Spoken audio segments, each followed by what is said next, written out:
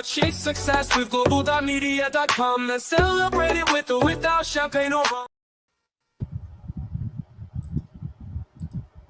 We're live. Well, You're the host, so Lisa, it's all yours. oh gosh, I keep forgetting I'm the host. Uh, oh, welcome everyone. I was trying to link it to my StreamYard account. Oh, but welcome everyone. Hope you're hearing me clearly because I have the fan right on me. Oh goodness.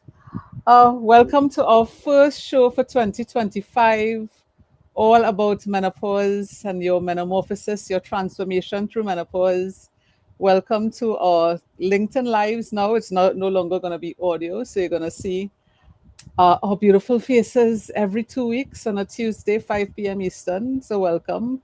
I'm already seeing the comments coming in. So hi everyone. Today is going to be a really special show. If you're seeing who's on stage, you know, we're in for a treat because we're going to talk about goal setting. How do we set those goals? How do we keep those goals for 2025? It's a brand new year, so happy new year, everyone. I hope you're all doing well. Let me pass the mic to Paulette to do quick introductions and then we'll get into our show. But happy new year, beautiful Paulette with the skin all glowy. I feel not glowy today. Thank you for that. Yeah, I've got a horrible cold, so I apologize. Paula Hallam, I'm really here just to support Lisa from a therapeutic point of view and to give the occasional useful bit of advice. But that's my real purpose. It's just a supportive sis, as you call me. So that's me. And of course, an accomplished author, best-selling author. I know Annie always stresses, you know, we must say that. I can say that same thing too. We're all best-selling authors. Look at that. Oh my goodness. Let me pass the mic to Annie. I know he's going to tell Paulette, why didn't you talk about the book? Go ahead, Annie. I have no such issues. I'm all right. Welcome, everyone. What's today? Someone else, if you know what day it is, you're not working hard enough. What day is it? It's Tuesday. Okay. All right. Welcome, everyone. So I'm loving these live streams. Of course, I'm still NEO song. You can see my book behind me, so I'm not going to argue with that. You know, if you haven't bought the book yet, please do check it out. Lessons we learned from COVID. I'm still doing what I do, making them famous on live streams now, and helping them write their book, publish their book, and sell their book. So it's a joy of my life. I think I'm hoping that I'm sure I've done more lives than anyone else in the time this has been going. So yeah, I'm having fun. Too much fun. Yeah. I found a way to hide on here, by the way, Lisa. So you soon see how I hide in plain sight. Let me stop talking. Dr. Lacey is much more important than me. Oh my goodness. Yeah, so let me pass the mic quickly to Leslie to introduce herself before I introduce the topic. Go ahead, Queen Leslie, as you're affectionately called. Yeah, thank you. So glad to be here. Good to see you all. Happy New Year. Enjoying learning the changes between audio and video. So, you know, what we could do is like this if we want, right? If that's good, if you don't have your makeup on, yeah, or like this. And I've been invited today to talk about how we can be successful with our health goals. So goal setting is one of my areas of mastery, and I've been studying it and teaching it for 16 years. And I've created the 12 laws of achievement and have all the documented results using the system that's primarily based in the principles of success and universal law, which is what I teach. So thank you for inviting me. You're on mute. Yeah, oh gosh. I'm gonna have to get used to that. I'm really good at that. Oh my goodness. Yeah, I need to get more accustomed to doing LinkedIn lives. By hook or crook, I'm gonna get accustomed. Welcome again, everyone. Thank you for being here. My name is Lisa Favek. I'm a dietitian, educator, and coach for women's health issues, but I focus on that menopausal journey, perimenopause, menopause, postmenopause, and for some men, andropause or male menopause. Why? Because we don't talk about it. We haven't normalized that conversation yet. We talk about puberty, we talk about pregnancy in a very normal sense, but we're still very hush hush about menopause. So, my purpose in life is to bring that awareness, bring that education, so that women don't feel alone anymore. They understand their bodies and they're able to advocate for their own health, which is the most important thing. So let me talk a little bit about why I thought this was important and the topic we should start with. Yes, we're in a new year and everybody's setting those goals. We just came out of the holidays and we may have found that, okay, we may have eaten a little too much, eaten foods that weren't the healthiest, and we're looking to set those health goals. But for women in menopause, it brings about some other issues. So just to backtrack a little bit, menopause is defined when you go 12 straight months without having a period. You're in menopause for one day, and then from then on, for the rest of your life until you die, you're in postmenopause. So you can experience those menopausal symptoms in your 50s, 60s, 70s, sometimes even in your 80s. The period before that, which is for most women the most distressing time, is perimenopause, and that could go from your 30s on to your 50s. So you're talking about all those menopausal symptoms. You have the physical symptoms like the hot flashes, the mood swings, the joint pain. I was telling these guys before we came on stage, I have frozen shoulder, which is one of the symptoms of menopause as well. You basically in a lot of pain and can't move your shoulder. So yeah, I'm on a little painkillers right now. But you have those physical symptoms, but then you have the emotional side as well. The anxiety, the depression, for a lot of women, suicidal thoughts as well. All because these hormones are fluctuating and decreasing. It also affects you in ways, for example, most women get diabetes or uncontrolled blood sugars, uncontrolled blood pressure, cholesterol issues as well. So we're talking an increase in the risk of diabetes, high blood pressure, cardiovascular disease, and other things like ADHD. So you may not have had any of these symptoms before, and all of a sudden you're finding yourself having to go to the doctor for medication for these things. Or if you had these issues before, you're finding that medications don't work for you anymore. We're also in midlife. So it's not just menopausal issues. We're generally in midlife. You're talking 40s to 60s. So we have other issues we're dealing with. Things at home, we have aging parents, so parents who may not be well. You have children who are going off to college, maybe some empty nest syndrome. You also have challenges at work you're dealing with.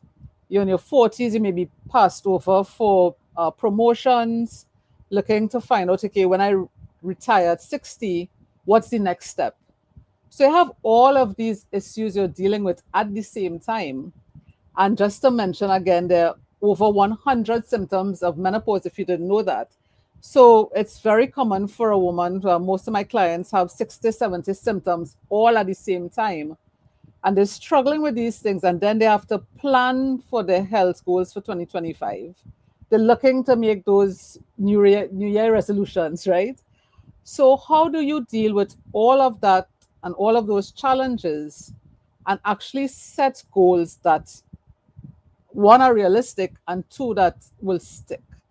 So that's why I'm really happy to have with us Leslie, because I mean, if you've seen her shows, this is what she does, this is what she talks about. So what I want to do is pass the mic on to you, Leslie.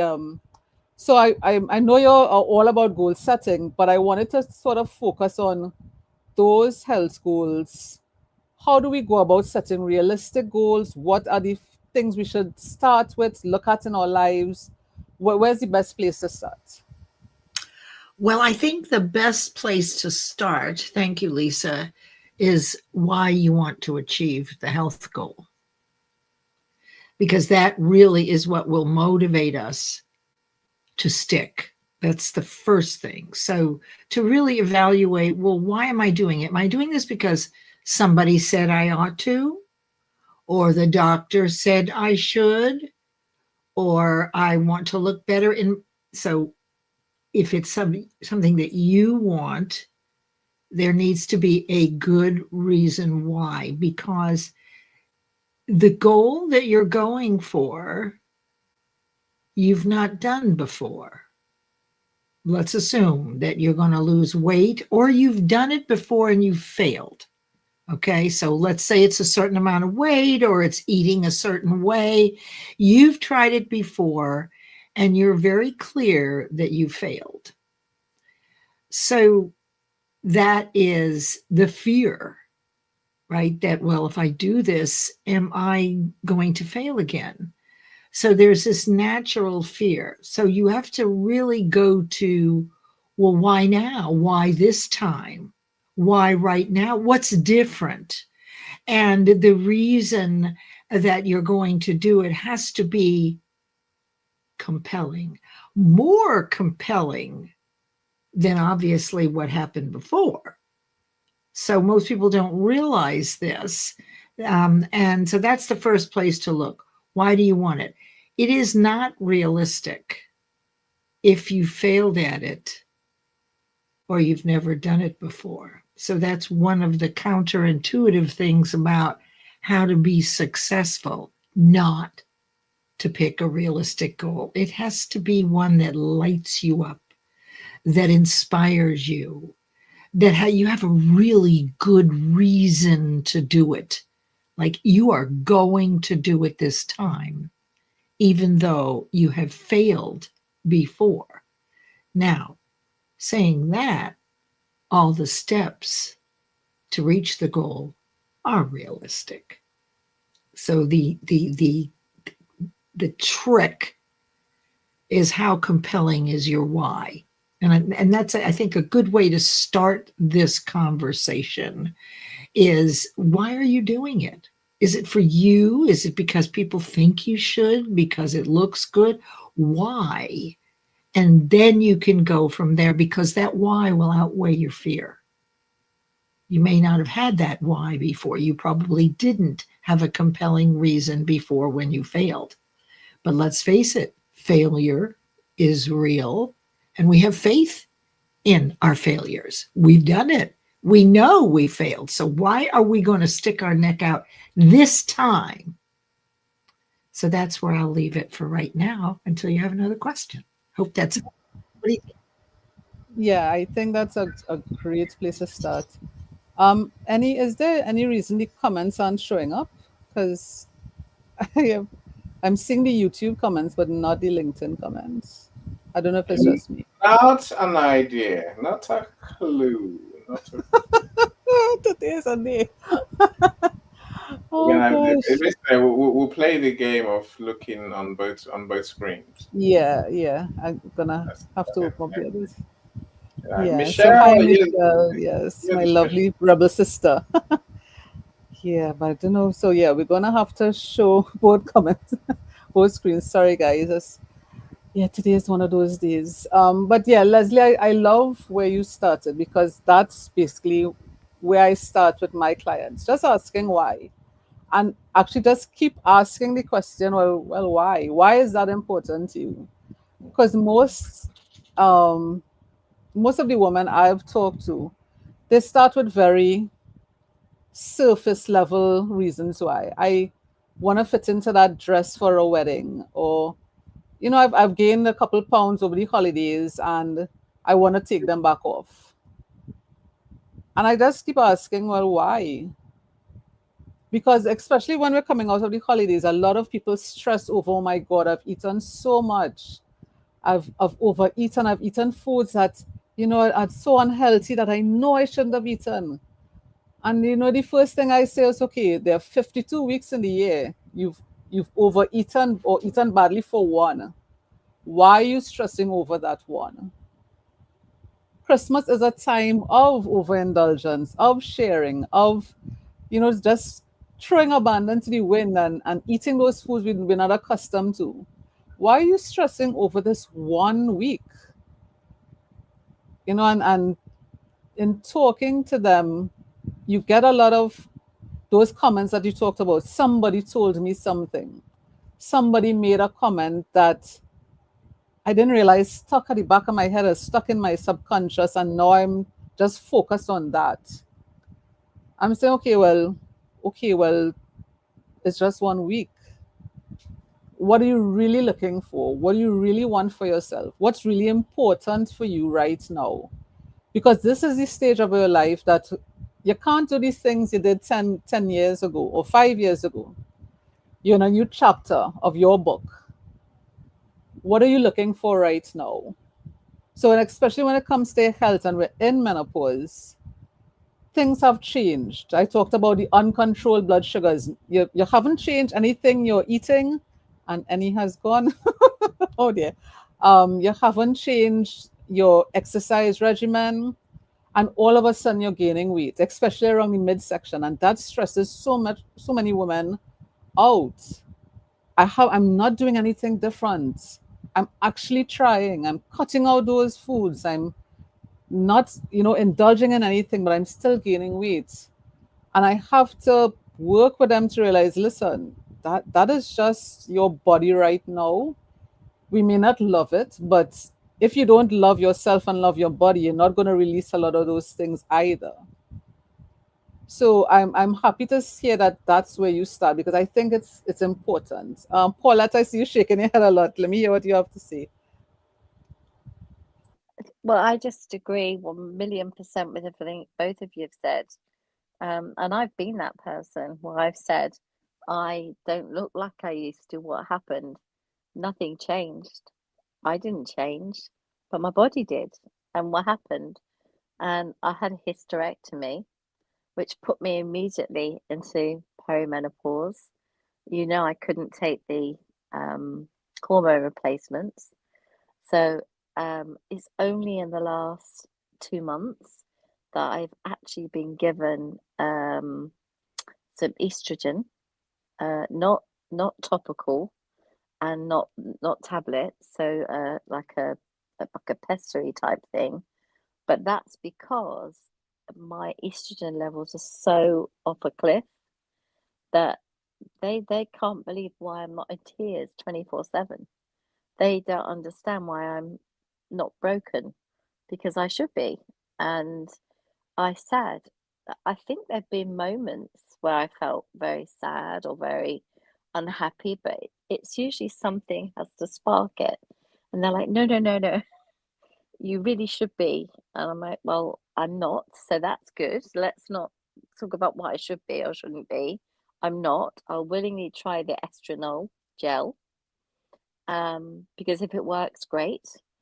But I think that we all have to be really open and honest in these rooms, and I've never shied away from anything, because our bodies are our bodies and they do change, and you can do something or you can do nothing. We're going to have a go at chair yoga, which sounds like, why? Well, because I've got a bad back and I don't move around very much, but we can try and keep the mobility that I've got. So we're going to try chair yoga once all the Christmas decorations have gone away, which might be the weekend. By the way, Charles is going at these crates, but we'll get there. But once everything's gone away and the house is back to normal, then we're going to try chair yoga. So we've given ourselves a week off, because this is the week of sorting out the house. And then we'll start. And Charles will do it with me so that we can see if we can. And if I fall off the chair, I get back on the chair. We can only try these things. But the thing is, if you don't give yourself the chance of trying it, you can't say you failed, because you didn't try it, right? And I think so many of us go, oh, I failed before, so I'm going to fail again. And I say, well, let me get on the chair and let me try. And if I can't bend forward, then we don't do that one. We'll cross that off the list. But we've got a whole sort of pamphlet of all the chair yoga exercises, and it is really supposed to be so beneficial. So we'll give it a go. And if it works, I'll let you know if I suddenly get a bit more spring in my step. But at the moment, I think that we have to be this after Christmas business is 1 week, absolutely. And if you have overindulged for 1 week, you've got 51 to sort it out. So take the pressure off. And I also think the why, like Leslie says, is so important. Without a really compelling why, you won't do anything. The reason I want to do the chair yoga is to keep the mobility at the level I've got it. I don't want to lose any more. So that's my why. And it's compelling enough to both Charles and I to do it. And I think that the finding out about the estrogen levels being non-existent was good. Didn't really tell me anything, but it's good. Now we've got that, we'll see if it makes a difference. I don't seem to be happier yet, but I don't know how long it takes. I said a few weeks. So, in a few weeks' time, if you suddenly find this crazy woman walking around like clapping hands and doing, I don't know, jazz hands everywhere, you'll know that it's working. But, the key is do not hold back with information. Lisa can't work with you with half the story. So I believe be honest, be open, come to these rooms and know that it's not here for pleasure or pain. It's here to try and get answers. And that's why I stay, because I think that you give women so many great answers. And so that's why I'm wanting. I was nodding away like a noddy dog there. But yeah, back to you. Oh gosh, so many things you said in there that I want to touch on. But what I love that you said is, well, two things. One thing about the medication. For some people, it takes a month to 3 months for your body to actually give in to whatever it's trying to do with the medication. And a lot of women give up, especially when they're trying new medication, the HRT, hormone replacement therapy. It is trying to put back what you're losing, not to the level that you had it before, but just to give you enough where those symptoms can either go away completely or decrease. But you have to give your body time. And it is important that while you're taking that medication, you have a good diet and some sort of physical activity. So you talked about chair yoga. It doesn't mean you have to join a gym. Whatever you can do at this point in time, that's what you start with. And if one move doesn't work, that's okay. It's just feedback to say, hey, my body isn't ready for that yet. Let's try something else. This works, okay, let's try it for 5 minutes. 5 minutes is too much, okay, let's try it for 3 minutes. 3 minutes for this week, and then we build. We as women, we need to give ourselves that grace and say, hey, it's okay. We don't have to tackle everything at once. We don't have to achieve everything at once. It's not a sprint, it's a marathon, right? So it's your lifestyle you're trying to change. So, just take it easy and start somewhere, see what the feedback from your body is, and then you'll know where to go. And of course, it does help to work with a coach who specializes. Okay, I specialize in menopause, and I'm seeing the questions in the on LinkedIn, so I will come back to it. But I want to pass the mic to Leslie just to follow up on what Paulette was saying, because again, I was seeing the nodding and stuff. Just if you have any comments on what Paulette said, Leslie, and let me see if I could try and find any who was run away and hid under the covers, apparently. Well, no, I think Paulette said, what the thing is to take action once you've decided why, right? Then not to pay attention to the fear and do something very small, as Paulette said. And it's critical that it's done with consistency in spaced intervals over time.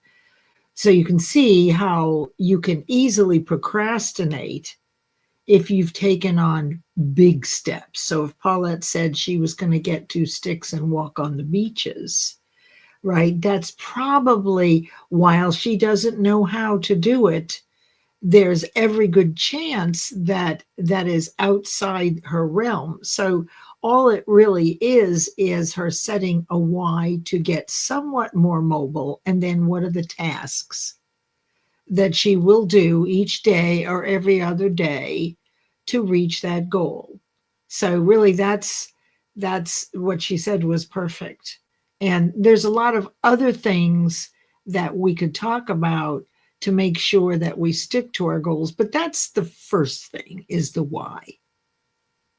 Yeah. Okay, so now that we've come up with our why, what is the next step? Where should we go from here? How do we make sure that the why matches what we realistically could do, and how do we stick to that why? Right, but it's not realistically. So Okay. let me go back to that. Yeah. So it has to be a dream, something that you failed at and you want to succeed at, or you've never done it before.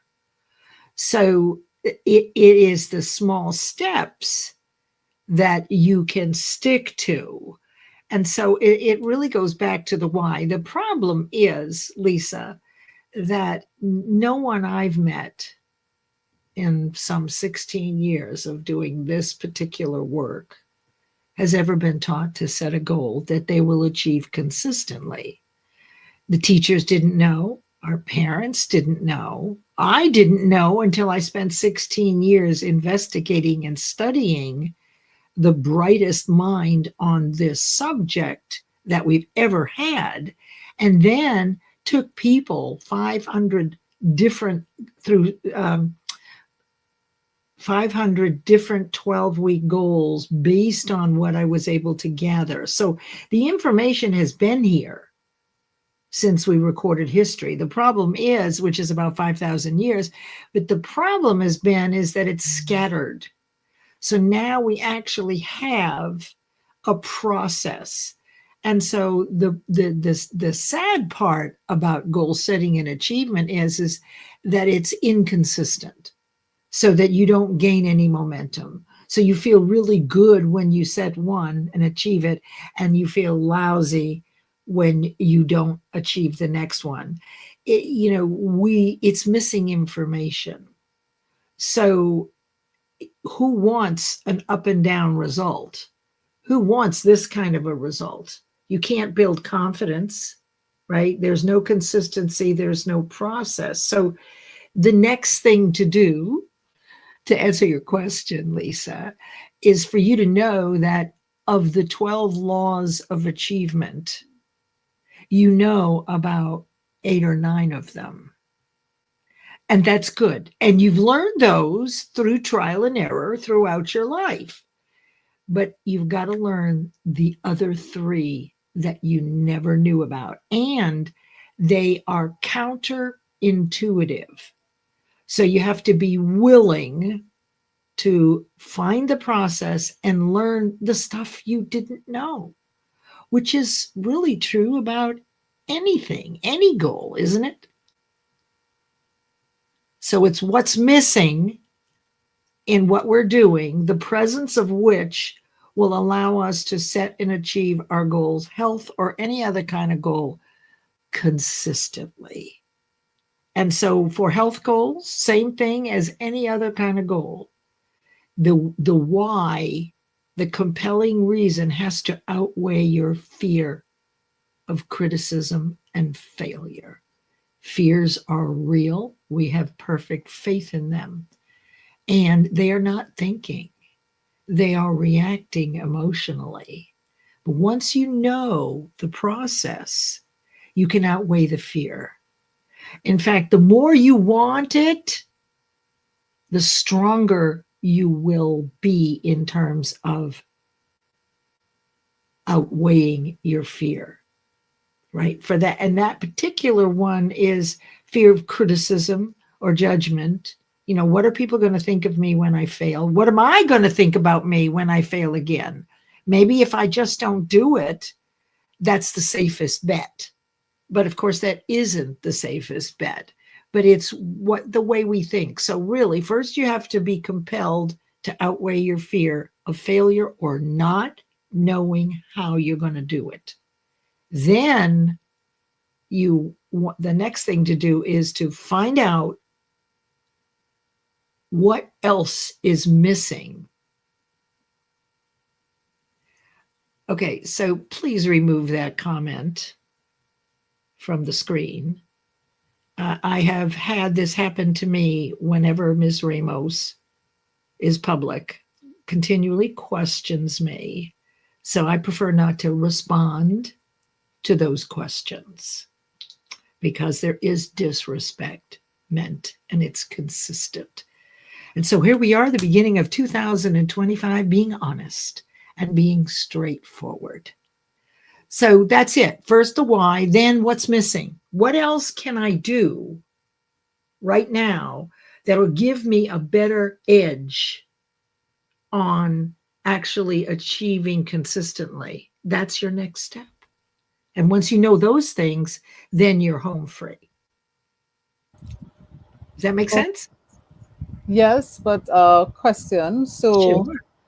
you talked about the why, and then you talked about the fears. Mm-hmm. And you were Mm-hmm. talking about the fears being greater than the why. That's So right. if we're setting our goals and we Mm-hmm. still have those fears, Mm-hmm. they're still coming up. Mm-hmm. How do we, is it that the why isn't big enough, or? That's right. It's not compelling enough because you can't have faith and fear in the same moment. You're either faithful or you're fearful, right? But you can't be both.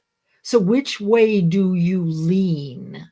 Do you lean toward the faithful or the fearful? Most all of us lean toward our fears. So the way to outweigh the fear is to be super compelled to do what it is.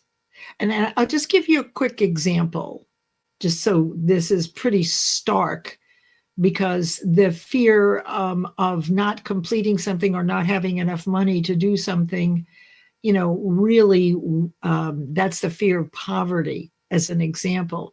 So when I began this work 16 years ago and have never stopped, over 20,000 hours, the fee was astronomical to become certified.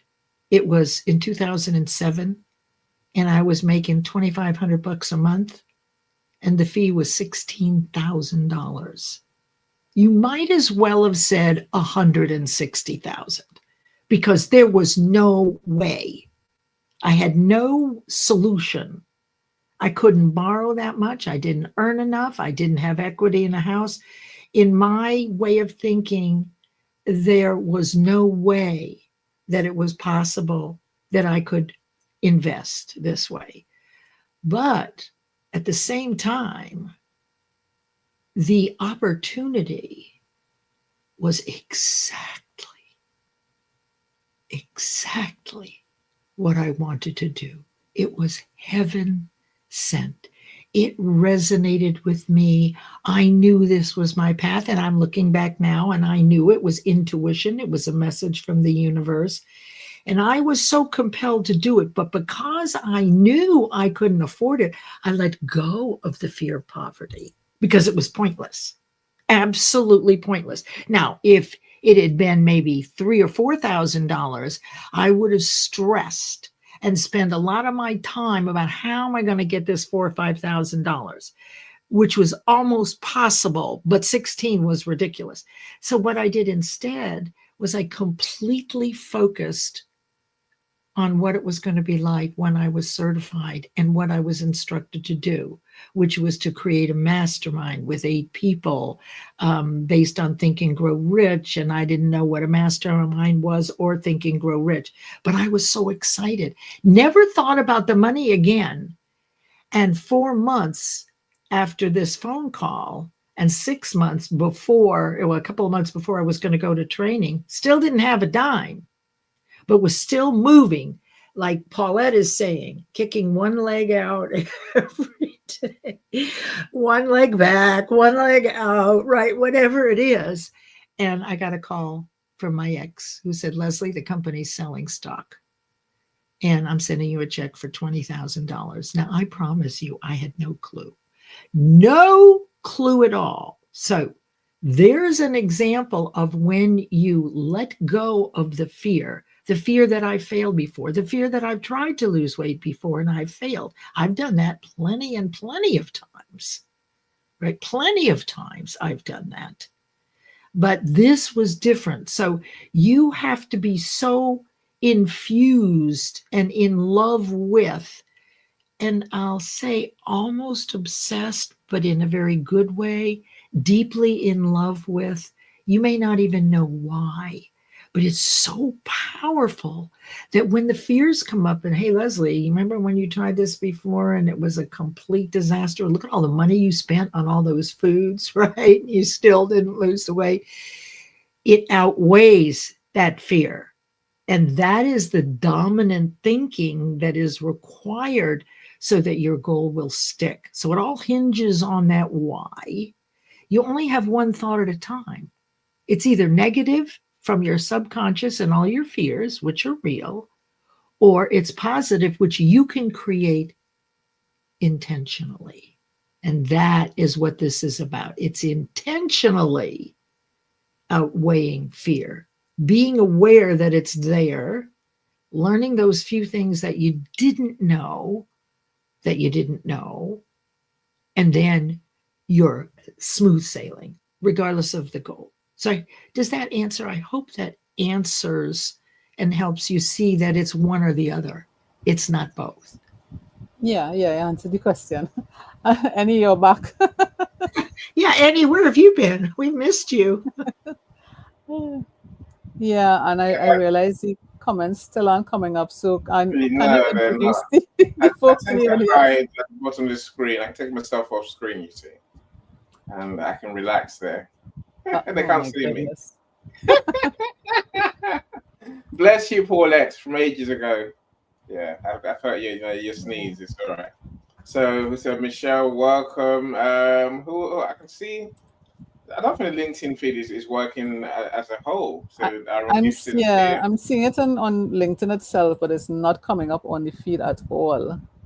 There's 20 of us here, and I can only see Brenda Lee's and Chirito and Aaron and also Stacey's comments. I'm saying this is something is going wrong somewhere. Nick said she was here too. She sent me a message and said so. Welcome, she just wants. We'll say I see you now. So I saw your comment earlier. I can't see it now on my screen. That's why I think something's gone a bit awry. For everyone else who's here, please do drop us a comment so we know you're here. We want to know you're here.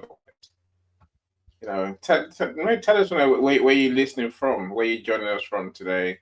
If you've got any questions, then of course, please feel free to ask the questions. And if you want to come to the studio and come on stage and ask a question or comment, please feel free. The link is on this event page. If that's awkward to get to, then please put in the comments that you want the link. And sure, one of us will send you a link to your DM. Paulette will still see you. I don't know what you're doing. Doing it, ready? What are you doing? No, you see me. No, you don't.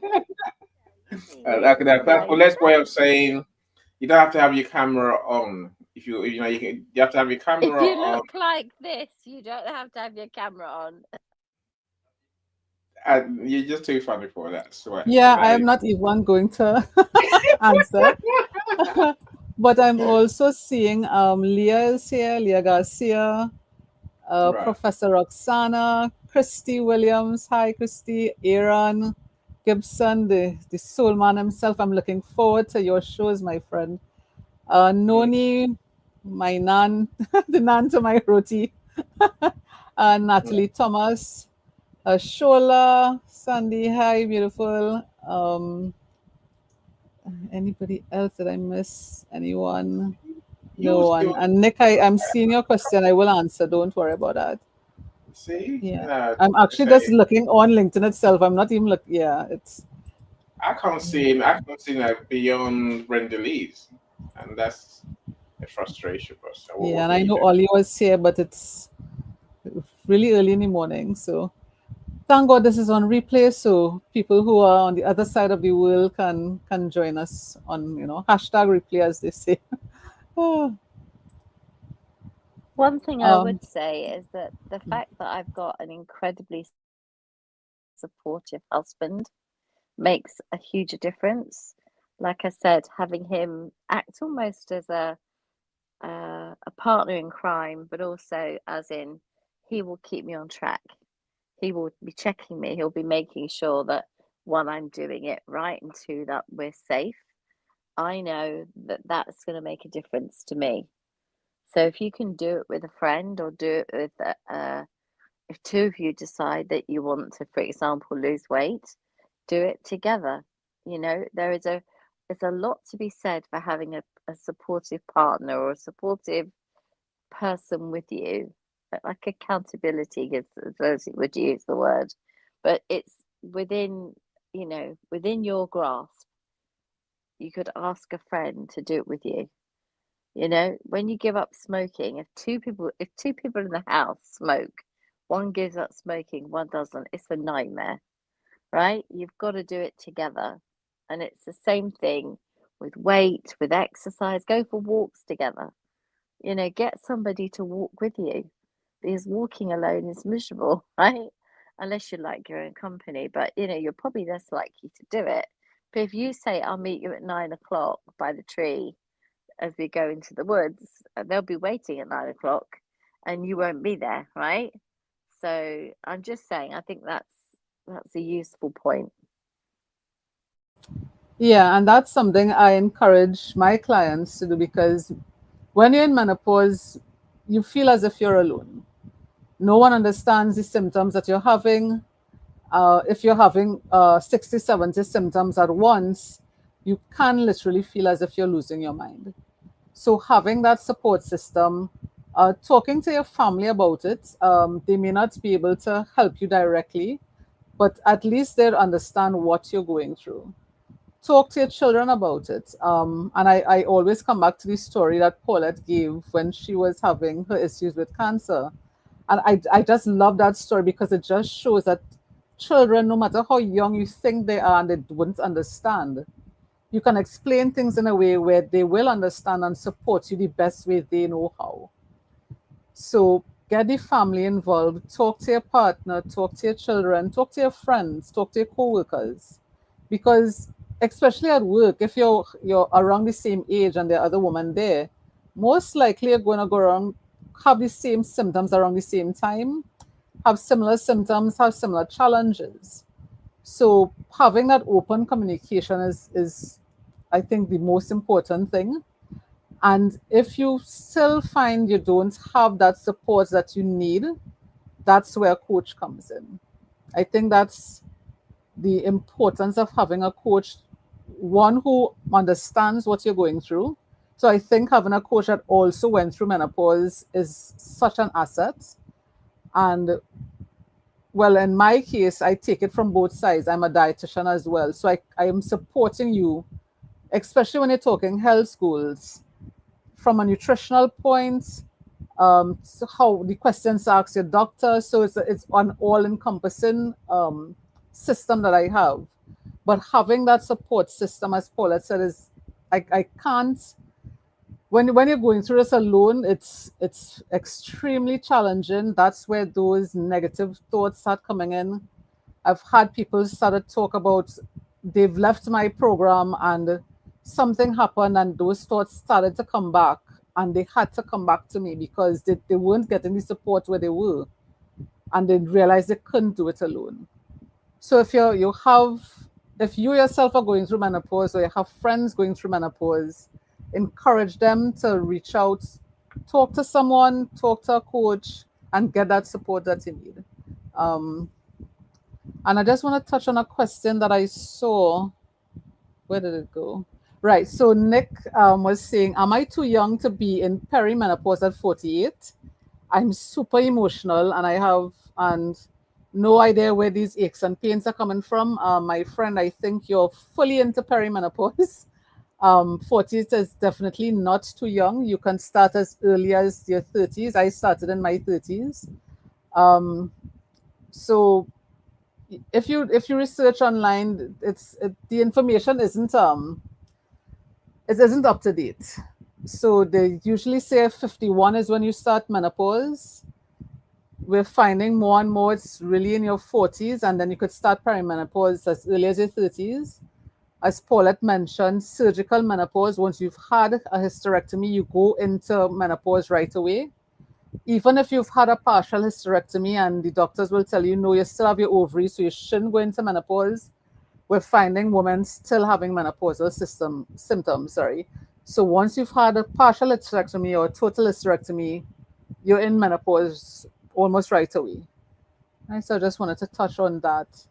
I'm not seeing anything else, but I know we have a lot of coaches in the audience as well. So if you want to come up and share, feel free. I know the link is going to be somewhere in the comments. But Leslie, let me ask you one question. So you're talking about having the goals being bigger and excite you. But if you look online, you see a lot about realistic goals. So is it that the goal should be big? But what about the steps that you take to reach that goal? Should goals? Those are the SMART goals. Yeah. So what's effectively happened is that what we're doing is pushing a square peg into a round hole.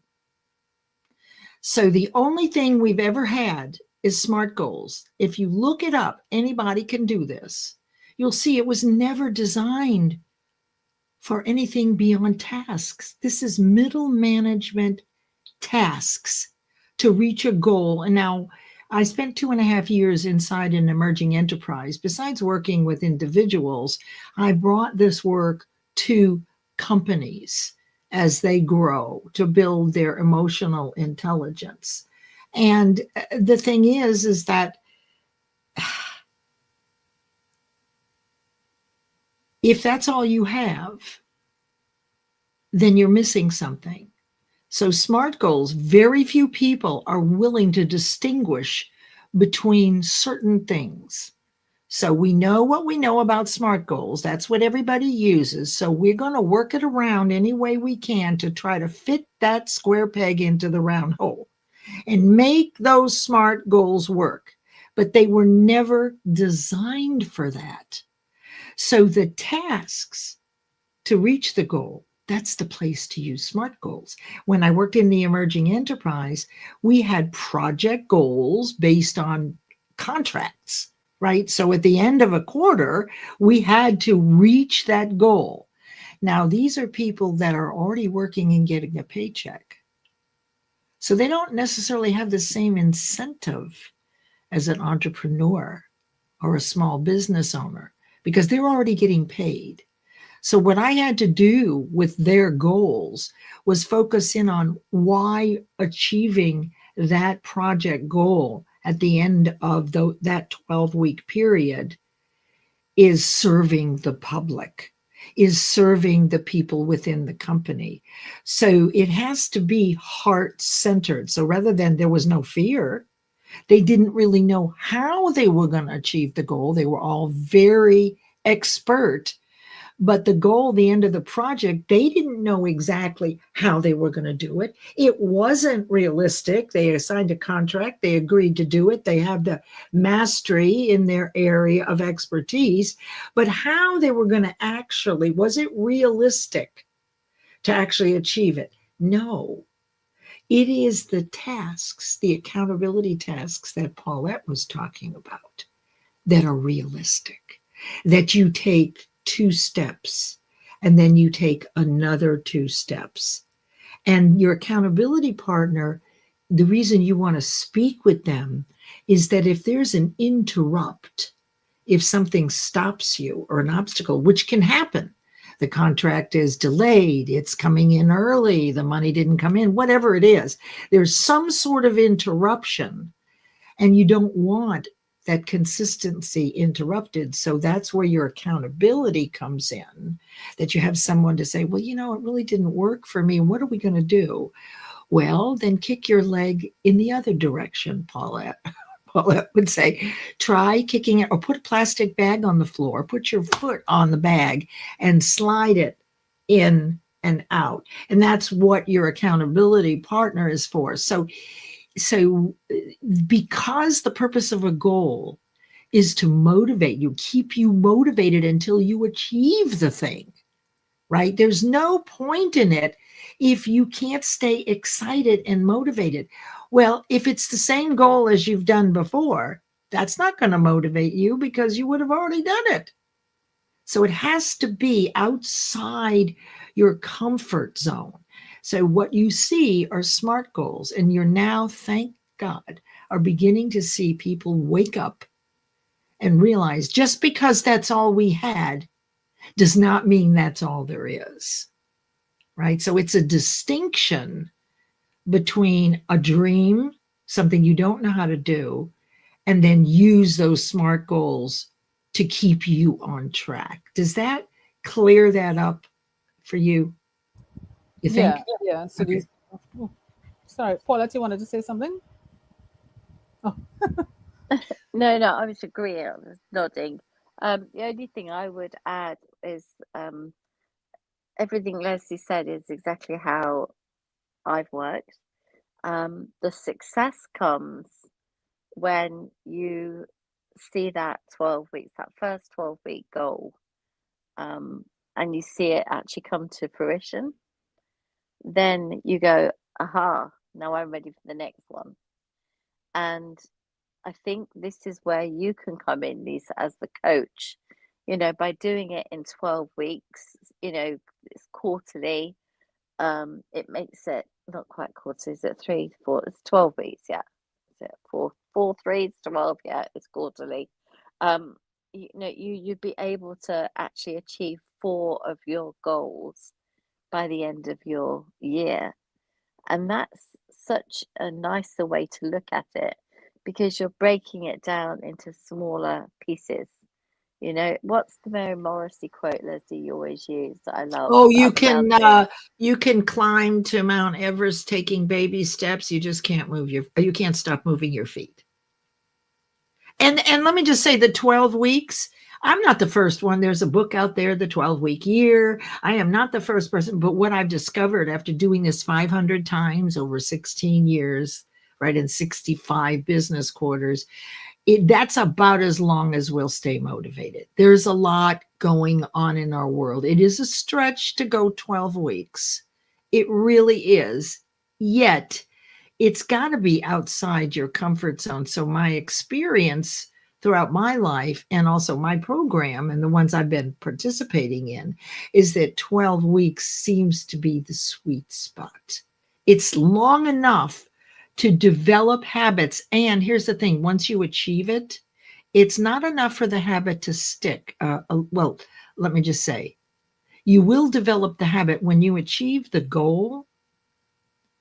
You now have perfect faith in your ability and deservability, and you've disproven the fear that you already, right? You've disproven the fact that you failed. So now, you're empowered. And you'll notice that we only do one goal at a time. Why? Because there's a process that you can repeat. And when we try to do everything at once, nothing gets done, as Paulette said. So, for example, I'm working on a book on Errata 2, right? And so just today, I actually set the SMART goals, the tasks, right, to reach when I want to complete the book. And from that, these tasks are pretty clear. They're actually very simple, and there aren't a lot of them. But when you have more than one goal that you're working on at a time, it's overwhelming. It's not necessary.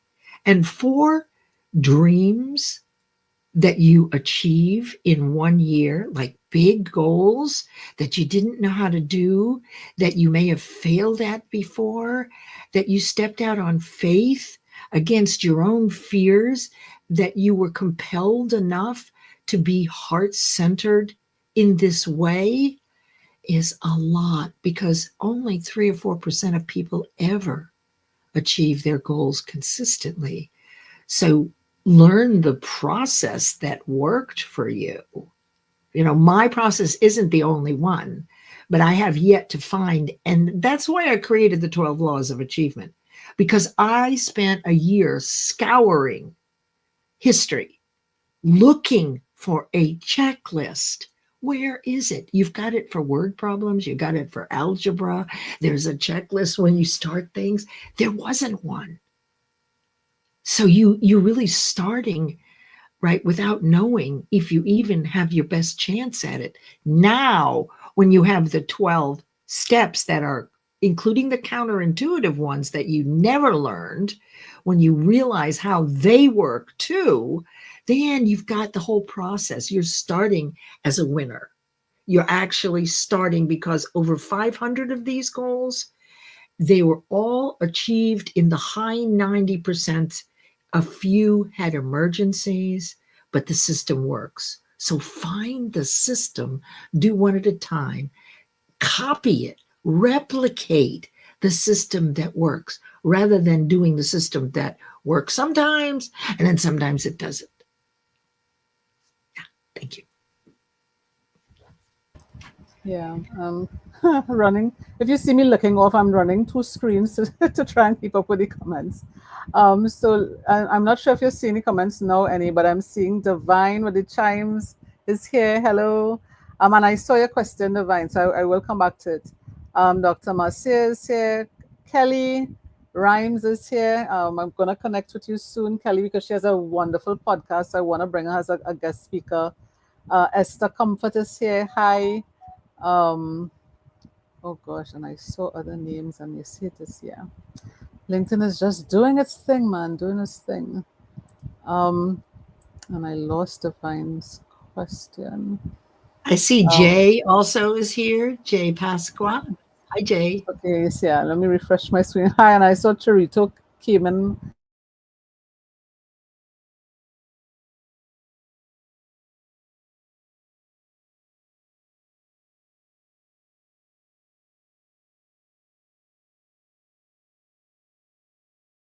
I have no idea why I can't see anything. I can't see any of any of these people.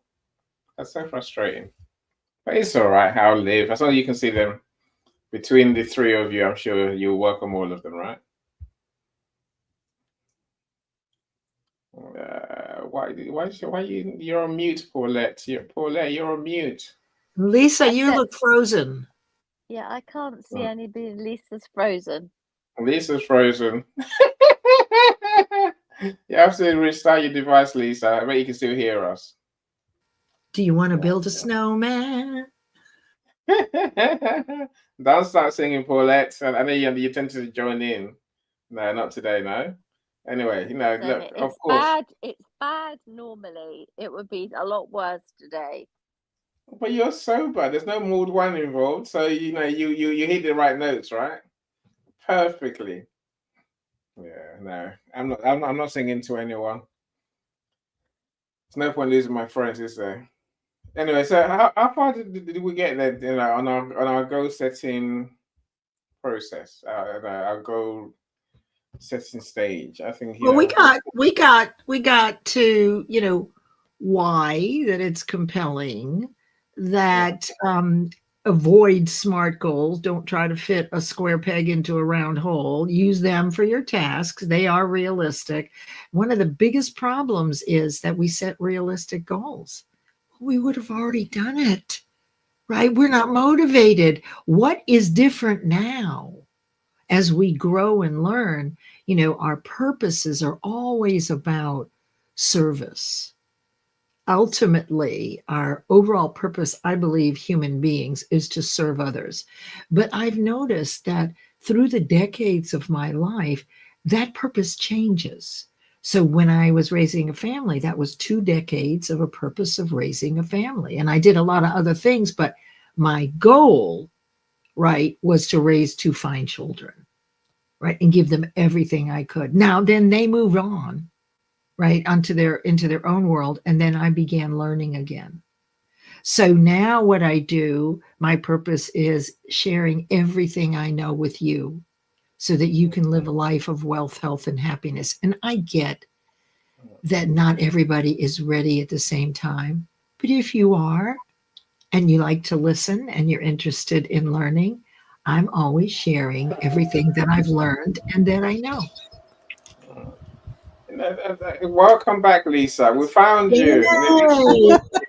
Yeah, my internet cut out. What the hell? You know, it happens to all So of us. I don't. today You is can have just you can have one you of can have those it. days, right? Oh my goodness, yeah. Oh, all No, right, yeah. I don't know what I would know, Leslie. I don't know whether there's an issue that some people expect. On the one hand, goal achievements to be easy. They are if you're compelled. They're easy if you're compelled, and I'm going to use the word again, obsessed. Look at the greatest feats in the world. Look at the computer companies. These people were, I would say, a little off their rocker about being in love with what they were doing. Like, who knows how their family was taken care of. Now, look, for example, for me, writing the second book of Errata, so I didn't know how I was going to do it. I've written books, but this is completely different. It's deeper.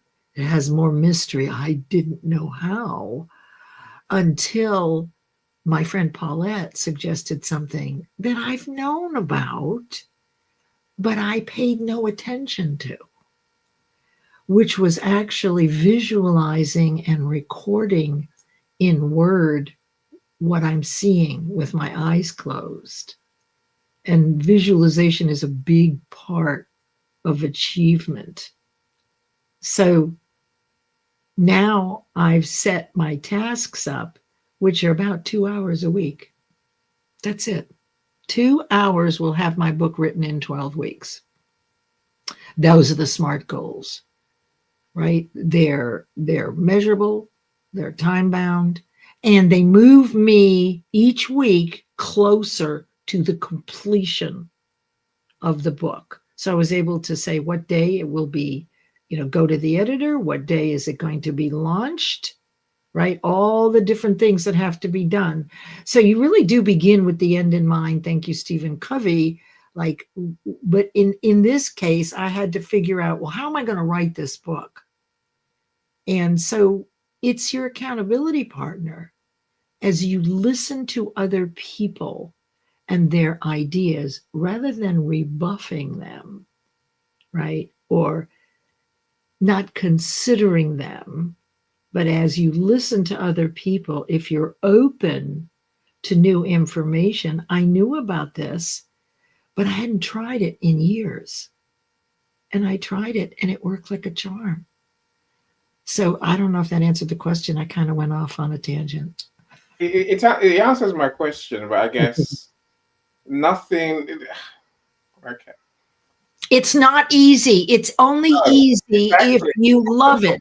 There you. I get that. I get that. Okay. I try to put that. I try to put that into words. It's not easy if you're obsessed and if you focus and if if this is your thing, really. But for that to be the case, a lot has to happen. You have to put total focus into it. And I think that's not. Yes. I'm stop Yeah. talking. Yes. And let me just say, you don't have to spend all day, every day, going back to Mary Morris's quote.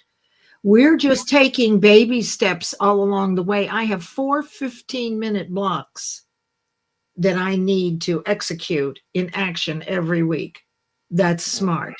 But the ultimate goal is going to be the second book, which is huge. And I don't know how I'm going to do it. And it's exciting. And I'm compelled to do it. And it's the next thing. And no one's going to stop me. And screw the fear. I have no fear as far as that goes, because I've written books before, but I don't. This one is more complex. This one has me questioning myself, but I just keep moving my feet up the mountain, and then I listen. So this is the other thing, we're always learning. So before we discount someone else's process because we think we know better, if you listen, Paulette's been singing that song for about a month, haven't you, Paulette?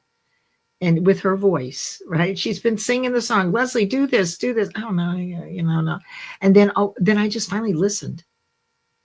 So because of your desire and being compelled to do this thing, the universe sends you people and opportunities to take you there. You just can't ignore them. So I had been ignoring what she said, yet I was asking for a way and asking the universe, how the heck am I going to do this? Right. But Paulette had the answer. And so people and opportunities will show up that you might think, oh, well, what a coincidence. But it really wasn't. I had just missed it. She walked past me with that information. I paid no attention to her, but something made me pay attention and consider another person's observation for a solution. And I listened. And I do that a lot with people. I change my mind. I had blocked someone, and then several people said, well, I know, it was Dr. Marcia. I just appreciate her so much. She said, but Leslie, if you block them, you can't shine your light on them. So I unblock them, right? Because I hadn't thought of that. And I actually listened to her, what she had to say. She didn't know who the person was. It didn't matter any of the details. So the ease comes with keeping your eyes open and looking up and watching for people and opportunities that fit seamlessly into what you need and want to achieve your goal, Annie. Yeah.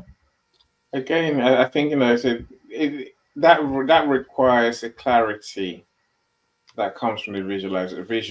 I think that's probably half the point, right? The clarity comes from the specific thing you want.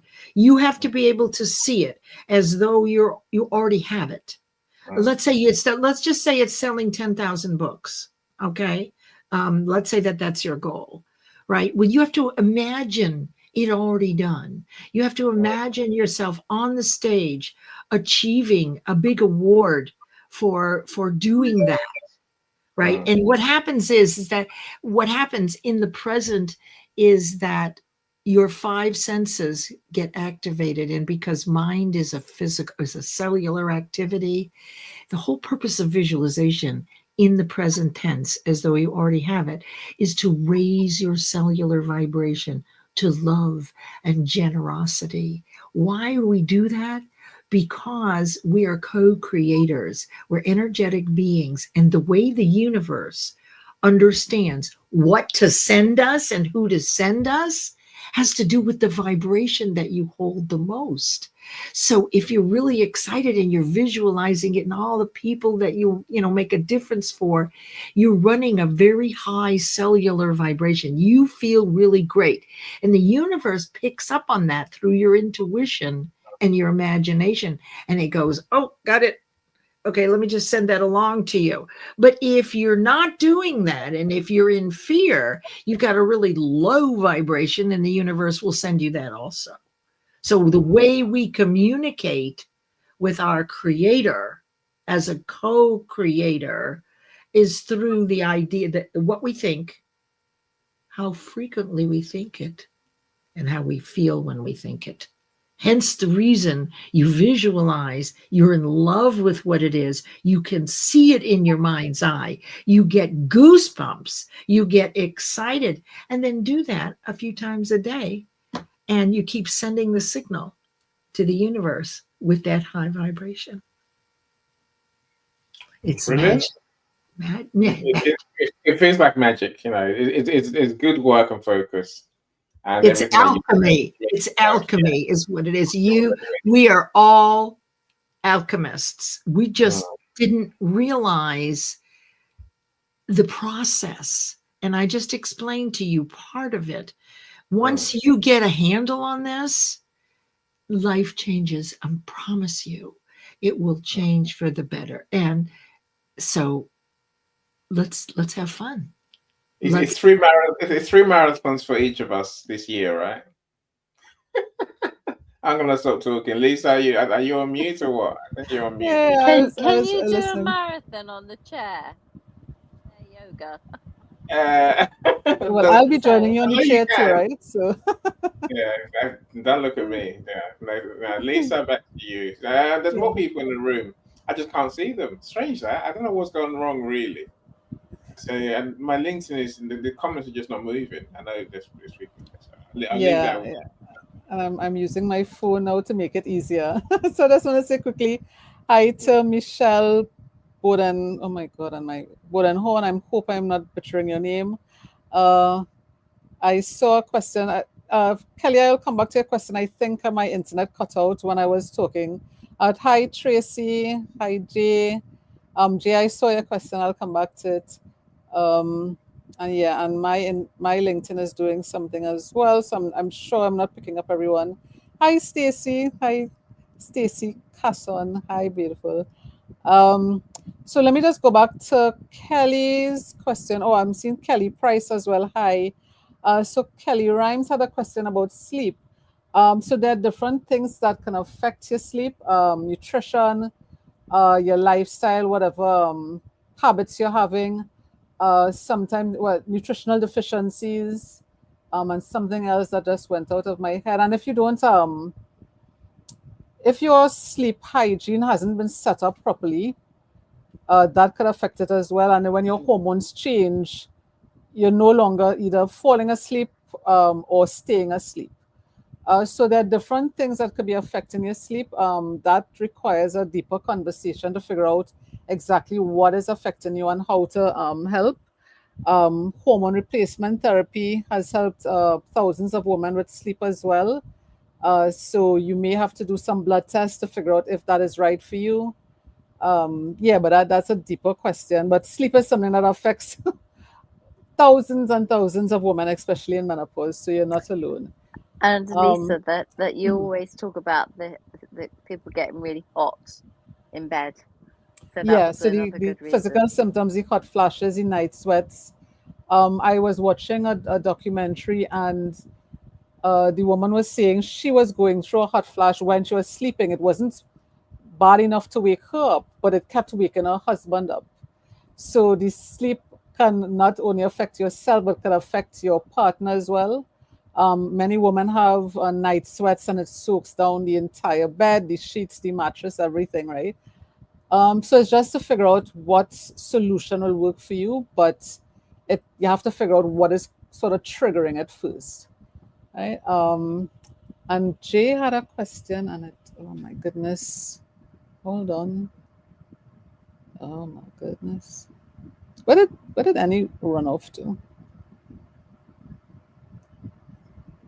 He usually goes off to make a cup of tea. Yeah, yeah. So Jay is asking, do you have any recommendations regarding diets that will help with mood? Does menopause amplify issues of anxiety? So menopause does amplify any issue that you can have.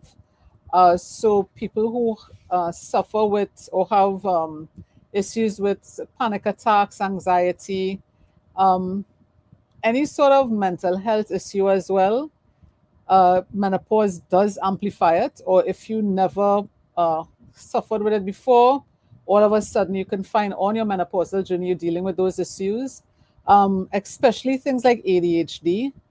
Many women are being diagnosed with ADHD now as they're in menopause, because it's amplifying something that was sort of hidden and latent all their life. And the diet for menopause, always going back to a plant-based diet or including as many plant-based foods in your diets, will help with many health issues. And well, but that is a show that I will do later on, and I do have a special offer that I have for you all. So stay tuned for that. It's coming at the end of the show. Annie, do you have the link to start bringing up people? I don't know if anyone in the audience wants to come up and share their strategies or ask any questions. I know we have a lot of coaches in the room. Is the link in the comment section? The link is in the comments if you That scroll up. Otherwise, I'll post the link. I'll share the link again now. Yeah, I don't know who can see it, but I'll share the link there anyway. I didn't see it because yeah, LinkedIn it's There you doing go. LinkedIn. I'll share it again, and then let's see if it works. I don't know whether it's going to go into YouTube. It might be. So Oh, okay. Let me I'll post in the comments again. So let's see if this one works. I wonder. Has that one yeah. worked? So feel free to come up and ask any questions. Um,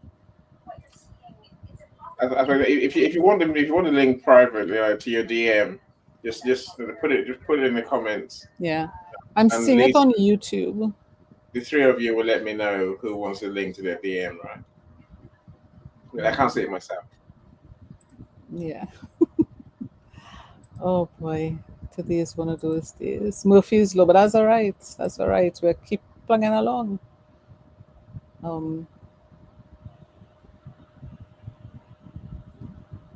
Yeah. Are you seeing anybody backstage? Any? Oh, Mine's some no. My comments are suddenly improved. Let me mute myself on there, so I can see Michelle now. I can see the last message, Dr. Marcia. Okay.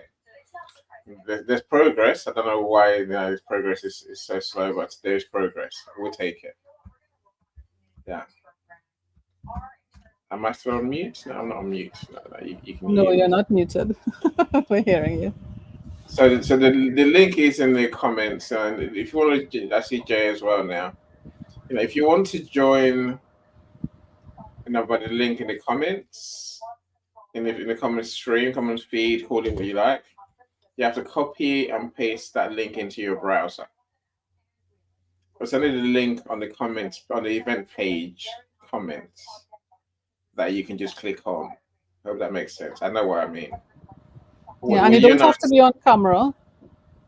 You can stay off camera and ask your question or share whatever you want to share with us. But I think you have to enable your camera before you come on stage. That's the only thing. Paulette, come back, Paulette. I know she was.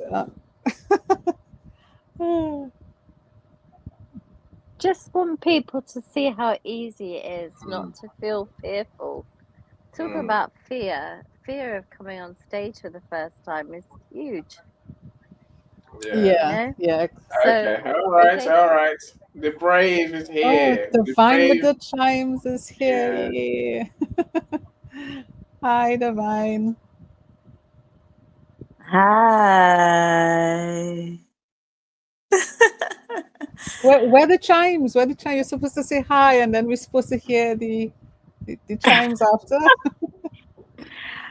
You know what? The chimes are upstairs at my desk. I've been taking a break from being at my desk and focusing more on my joy and my health routines.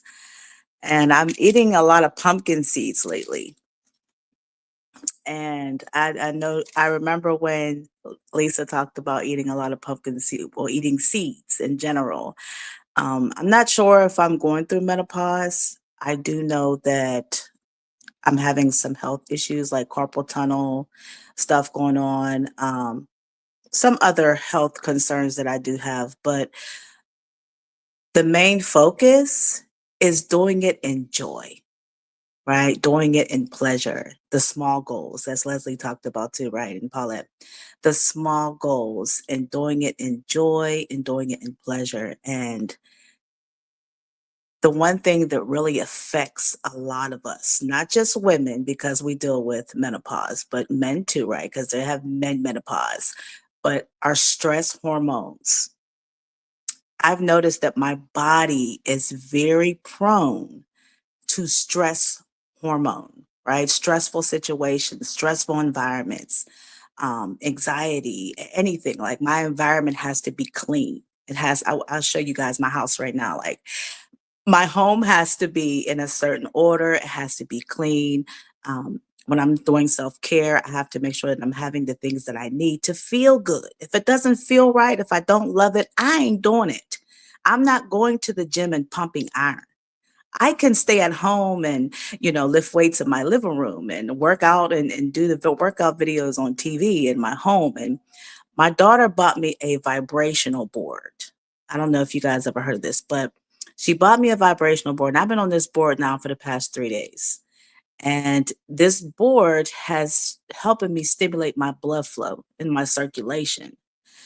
And I feel like that I feel more energy the past 3 days.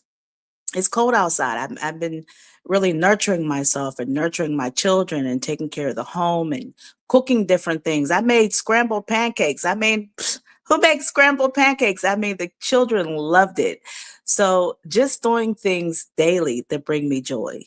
Eating more of the fruits and vegetables, as Lisa suggested, and the sunflower seeds and the nuts. And, I'm not as hungry as much. And I cannot do anything that doesn't bring me joy and that doesn't bring me pleasure.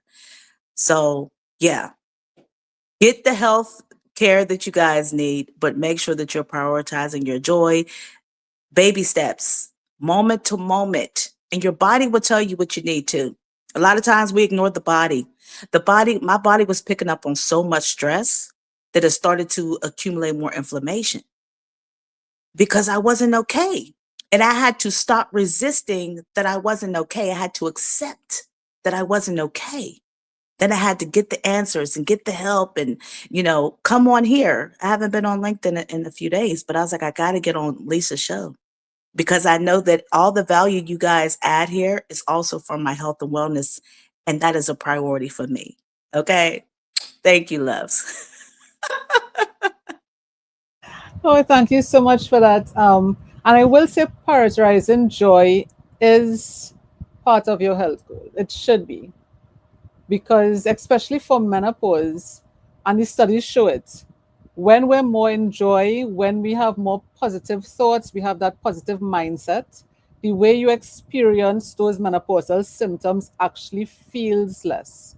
So if you're accustomed having hot flashes and it feels like it's a 8 out of 10, when you have a more positive mindset, it actually drops. So you're still having the same hot flash, but the way you're experiencing it feels less.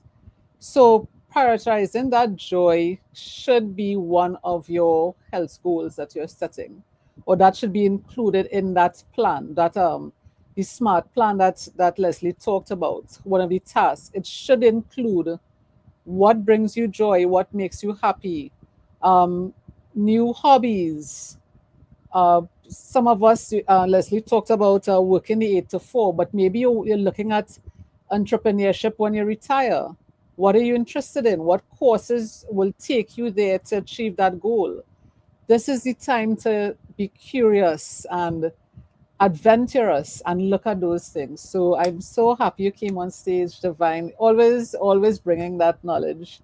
And I don't think I've ever seen you. I know I've seen your face because I've been in your rooms, but to have it on my stage, I feel I feel. But next time, walk with the chimes, please, because Yes, I will that bring brings the me time. joy. Okay. Oh, yes. Thank you, love. And sound healing and sound frequency also helps with the neurons and Yeah. how we feel inside of our body as well. And, I cut my hair today. I cut my own hair. I did my own nails. Okay. Oh, So nails are great. when we pour in, Yeah. we feel good. And you guys pour in every time you do these shows here too on LinkedIn. So I really appreciate it. I see you, Leslie and Paulette. All right, I'm out. Yeah. Okay. Leslie, you want to just add anything to what Divine said? Oh, Any? just divine is divine. I mean, I totally am aligned with divine to aspire to do things that make us feel good. And I was going to tell you, I was going to say, I really like your hair. This was before you said you cut it. I think it's really, really flattering and cute. So, and let's see your nails. Let's see your nails. Beautiful, beautiful. No, she's on the track. She's on the track. She's aligned and soulful, kind, open, listens to what other people has to say, doesn't really think that she is better than other people.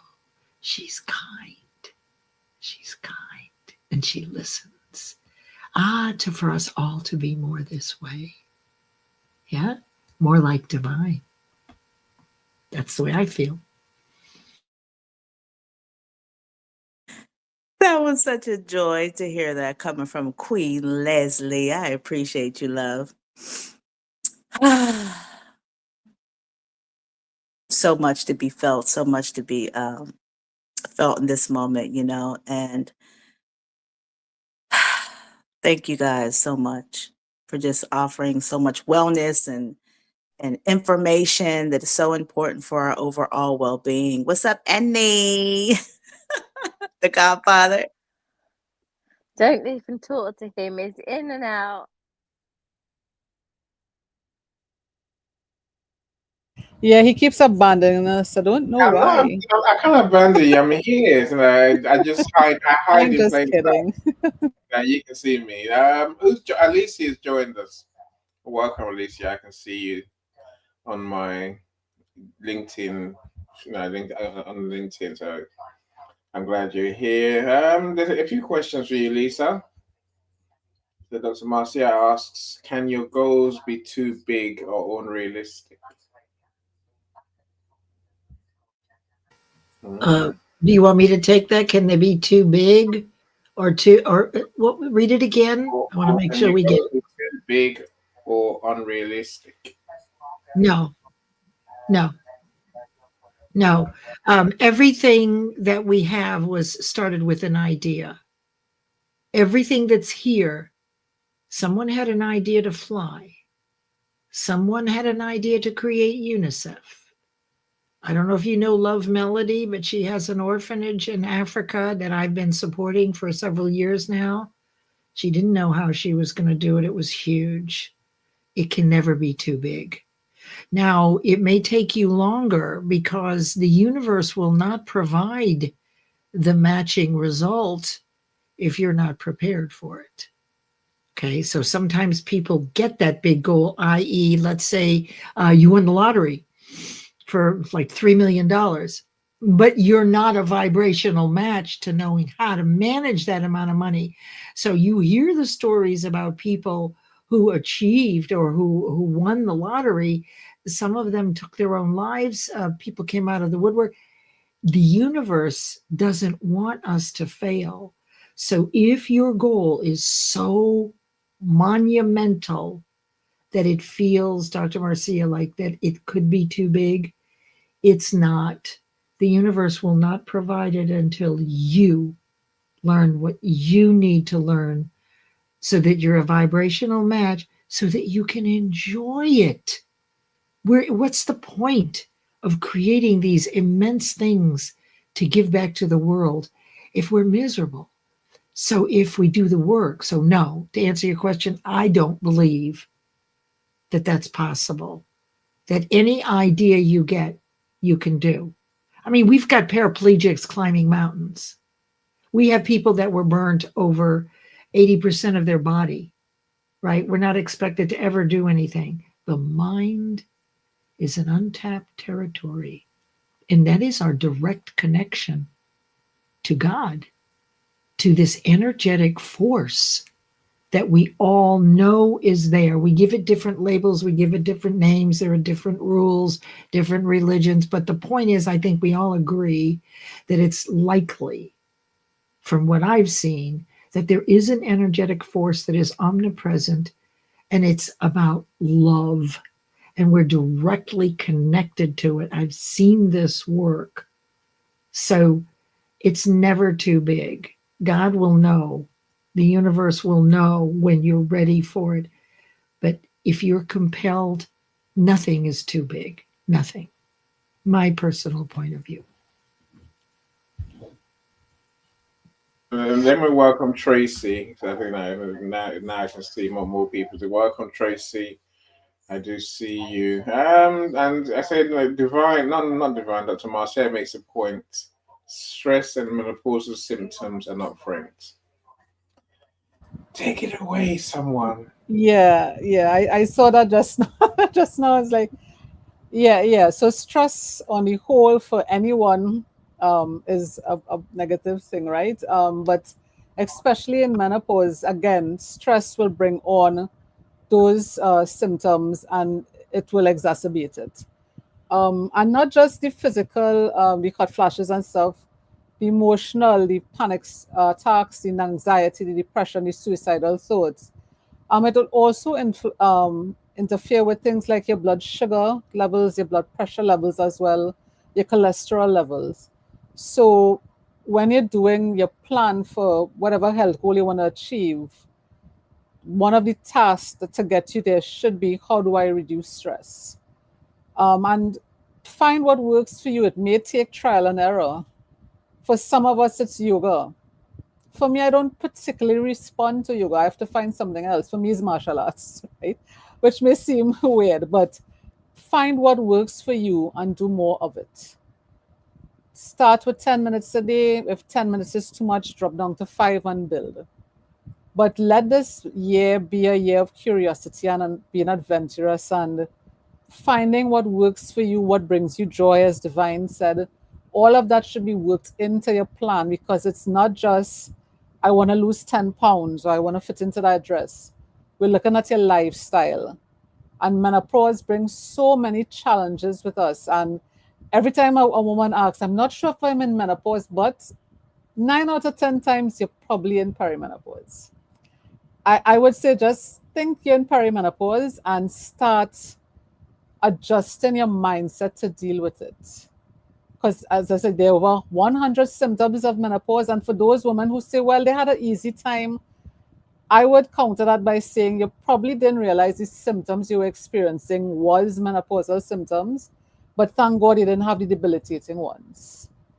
For those of us who are having those debilitating symptoms, please reach out. Let's have a conversation, because I can't tell you how many women I've met who have considered suicide because of it. And that is a scary thing to me. And menopause shouldn't be that. Menopause is a natural process. It shouldn't be something that is making you think of suicide. So reach out, let's have a conversation. And is there anyone else in the audience? I know we've crossed, we've gone over the hour and a half. There's always more. No, Paulette's been too quiet for too long. Oh no, That, it's I like you probably, being oh my quiet. gosh, I'm it's after sorry. 12. It's By after It's not midnight. 12 12 yet. It's not I 12 yet, Lisa. Oh, That's right. a couple minutes. My slippers have not turned into Okay, pumpkins just okay, yet. thank God. No, but the comment that you made about the suicidal thoughts, the feeling of failure is what we're really talking about here. And we've already talked about what it feels like to be successful, how you have to be compelling, have a compelling goal, really want something, desire. When everything is going wrong, yeah, how you can't take yourself from, if I imagine yourself at this point here, and you're saying it's okay, come on, you can't. That this is your max. You're maxed out at this point, and that is where your mind is saying enough. I can't do any more. And that doesn't just have to be stress, it can be the family, it can be you're not sleeping properly, you're having to still run the home, you're having to still single handedly do the school run and go to work and do this and do that. I have a friend who's an accountant who said to me, I looked at the calculator and I was like, what do I do? And I was like, you've been an accountant for like 20 years. You've been a finance director for how long? She was like, I just looked at it and thought, what do I do? How do I work out this percentage? And it's literally that moment where you say, help, I need help. And if you don't reach out for the help to someone like Lisa, then the problems are that it gets bigger and bigger until you don't think there's any hope. And what we always have to look for is that word, hope. And there is always hope. So even if you're flatlining, there's always a chance to climb again. So there's always hope. And Lisa can bring that hope. And that's why I sit here half asleep, is because I can say, absolutely, I've brought that hope back to people and said to them, yeah, okay, it's really horrible and it's really crap right now. But what if it were to change, right? And that's where you step in. And that's really where I believe it shouldn't have got to that point. Somebody should have said a long time before then, certainly, hopefully, a partner or someone that loves you, I think we've got a problem. And I think we've got a problem. Yeah.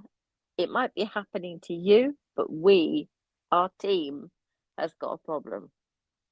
What do you think? Yeah, definitely, because we don't exist in a bubble. Menopause affects the woman, but it affects her partner, her children, co-workers, friends, family, people you meet on the street. So reach out, get that support. I know many of us may not be able to talk to our partners, may not be able to express what's going on with us, to explain to the doctor. We may be dismissed by our doctors as well. But let's have a conversation, because that's where I come in. That's where I share strategies on how to talk to your doctor, what questions to ask, how to talk to your partner, how to share that information with your children. That's where I come in. So please reach out and have a conversation. And I realize Annie has stepped off the stage again. That's okay. And I've got 5 fingers pointing at you, going, this is the person to speak to, Lisa. Yeah. It that is doesn't my superpower. work. Yes. It doesn't work on the screen like this. It doesn't work. And I don't know, when I try and point over there, it just doesn't go anywhere near it, right? Yeah. Look, Brian asked a good question, I think, for you. Now, she says, Lisa, and hormones and electrolytes. Do you believe that keeping your body alkaline helps to control your menopausal symptoms? Oh, that's that's an interesting question. And we have some nutrition myths that are floating around. So your body doesn't work like that. What you eat cannot affect your pH like in that way, because okay, so if, for example, they say drink alkaline water to change your pH. We need to remember that anything we eat goes into our stomach, and there's stomach acid that will neutralize the alkaline, right? The pH of the acid is close to 1. So it doesn't matter how much alkaline water you drink, it's still going into a pool of acid. Acid and alkaline turns to base, it neutralizes itself. However, when we looked at the alkaline foods that they tell you to eat, it's plant-based foods: fruits, vegetables, peas, beans, nuts, seeds, whole grains. Those are the foods that are going to support your body to do what it's supposed to do, what it knows how to do. Your liver, your kidneys are the organs that control the pH, and your body doesn't like it to swing or the pH to be affected. It's a very fine line, it's a very closed system. It doesn't like when people on the outside interfere with it. It knows what it's doing. Unless you have kidney issues or liver issues, or a kidney removed or something like that, where we need to now give you medication to control it, that's a different story. If it's not that story, you just give your body the foods it needs to do what it needs to do. And that's eating more plant-based foods. It doesn't necessarily mean going vegan. If that's your choice, fine. But just change your mindset to include more plant-based foods. Every time you put food on a plate, can I add an extra vegetable? Can I add a cup of peas? Just add something when you're cooking. You're making rice, instead of making plain rice, can I add a vegetable? Can I add beans? If I'm making soup, can I add more vegetables to it? So every time you're packing your plate, every time you're cooking, add more plant-based foods. Divine talked about eating pumpkin seeds. So when I'm eating my snack, I can have a little bit of dark chocolate. I can have fruit. where's my protein coming from? Pumpkin seeds, sunflower seeds. I'm adding ground flaxseed to my oatmeal or something like that. So that is how you change you're going more quote unquote alkaline. So it's not by just drinking alkaline water, you're basically just wasting money. Water is water. But people who drink alkaline water tend to drink more water, and your body needs more water to do what it needs to do. So that is where the alkaline story came from, because people who are changing your health goals, so we're coming back to those health goals. So we're doing more things to achieve the health goal we want to achieve. If they're buying alkaline water, they're drinking more of it, and your body loves water. It needs water. So that is where that alkaline story came in. And I know there are people that probably going to disagree with me. It's always a touchy subject, but I speak from a place of science and not a personal bias or anything. It's not my opinion. This is science. When I speak, it's from a place of science and clinical studies and stuff like that. But that is where you change your body to be more alkaline. You eat more plant-based foods and drink the water.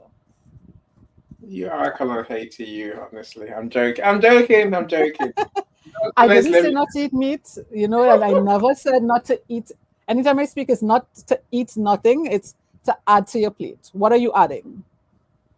Okay, so let me ask a question. Charles holds Lisa completely responsible for why he tweets, because we bought that many seeds that he reckons we eat more than the birds. I didn't but say that's that. what you want. That's what you want. No, I eat more nuts than even anything else I can imagine. I want to get to Dr. Leslie in a second, right? And maybe if you two, Lisa and Paulette, know, then enlighten us. I think there's this weird thinking. Why set goals? Why bother? Just loaf. Get through life. What difference does it make? Well, you can. It's a choice. Why you do it is because achieving it brings the best out in us. We have to learn, we have to stretch, we have to grow. And if we don't set any goals, then where is our development of service, heart-centered service, right? What are we doing? I mean, it kind of reminds me of, I've never been one who could do the work for the state. Like, there are those people teachers, people that work for the state that you live in, and it's the same job, and they stay 20, 30 years so that they have, very often, if you ask them, rather than it could be an entrepreneur or do something else, their goal is the retirement package. So that doesn't inspire me. It's not using our God-given talents, right? For me, it's about serving others, but you don't have to. Each person gets to choose. Believe me, most people don't set goals or they don't achieve them. I mean, take a look at this, Annie, for example. You buy a gym membership. Why do you do that? You have a particular reason. I want to work out. I want to get in better condition. Well, you've got a goal right there. But let's say that you go to the gym and you pay for a membership, but you don't have any goal. Oh, so you might walk the track once, and you might do a few of these things, right? You might not. It doesn't really matter if you do or you don't. But keep in mind, the January are the big times in health clubs. Oh, that's when the sales come in. And I mean, you're waiting for a machine and tapping your foot thinking I could be doing anything else. The place is packed and you can't get onto any of the equipment and you're annoyed. In February, it changes a little bit. Now there's room for you to get on some of the machines. You actually even meet people and have a conversation with them. When March comes, there are lesser and lesser people there. And by the time April comes, you're all by yourself. So that gives you a reflection of the value of having a big why and why you should have a goal. to keep you motivated until you achieve that goal. So you get to choose. You can be the whirling dervish and just kind of do whatever comes. And there are people that do that, right? They do just enough. They're not really thinking about other people or serving, but they do just enough to get by. Their choice, not mine, not Yeah, yours. of course. Thank you. I don't know if you want to add to that, Lisa, or Paulette, you seem keen to say I was something. just going to say, one of my friends works for David Lloyd, which is one of the biggest gym membership kind of there is in the UK. And they love January because they do deals and everything else. By March, they're just raking in the money. No one's in the car park, no one's in the gym, and the car parks are empty, and they're just raking in the money. And the direct debits just keep going out, and there's nobody coming in the gym. And they just love that. It's like, ka-ching, ka-ching, ka-ching. And that's people who have no idea why they even signed up. They just signed up because, right? And they thought, oh, everyone's signing up, I'll sign up. But they didn't really know why. And that's what we've been talking about today, is that why. And if you're looking at your bank statement and seeing 50 quid, 60 quid going out every month, I'd be furious. But people just go, oh well, whatever. Because if you've got 50 or 60 quid you don't need, give it to charity, Give it it's to me. crazy. Give Give it it to to me. Eddie. See, Yes. that's the point here, the point that is so important is to keep yourself motivated. Go for that goal, and then be sure that you take a moment and celebrate before you're off on your next goal. We always celebrate, right? Once you've completed one of these, because think of this, you have restored or built perfect faith in your ability and deservability to do something you've never done before, or you failed at. That is significant. That's building your character. That's building the ability. The next time something comes up that you want to do, the next time when your inner voice, your fears say, yeah, but Leslie, remember, but you can say, yeah, but wait a minute. I disproved that fear. Now, one time isn't enough. So our whole lives are about setting and achieving goals that make a difference in the world that we don't quite know how to do, that we're pretty excited about, and that we celebrate once we complete it, because we've proven or disproven the fear that we've carried with us all our life.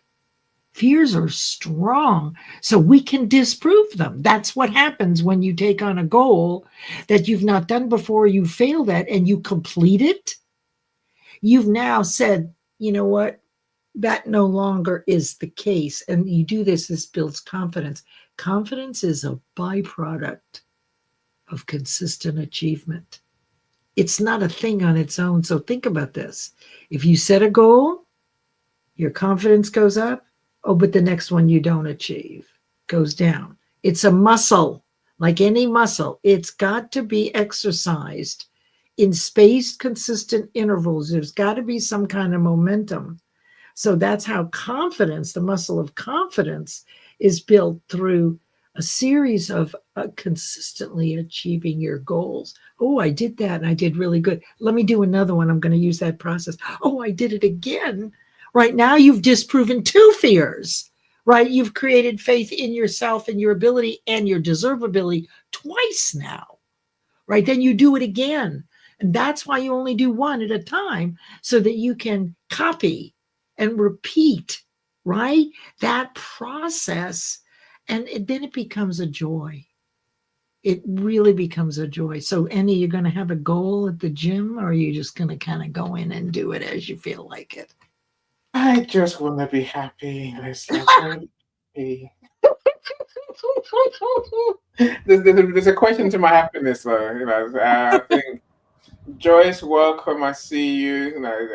I'm referring to your comments most of the time right now. Jackie, I'm glad you're here. Also, I don't know if I mentioned you yet. So, Lisa, question for you.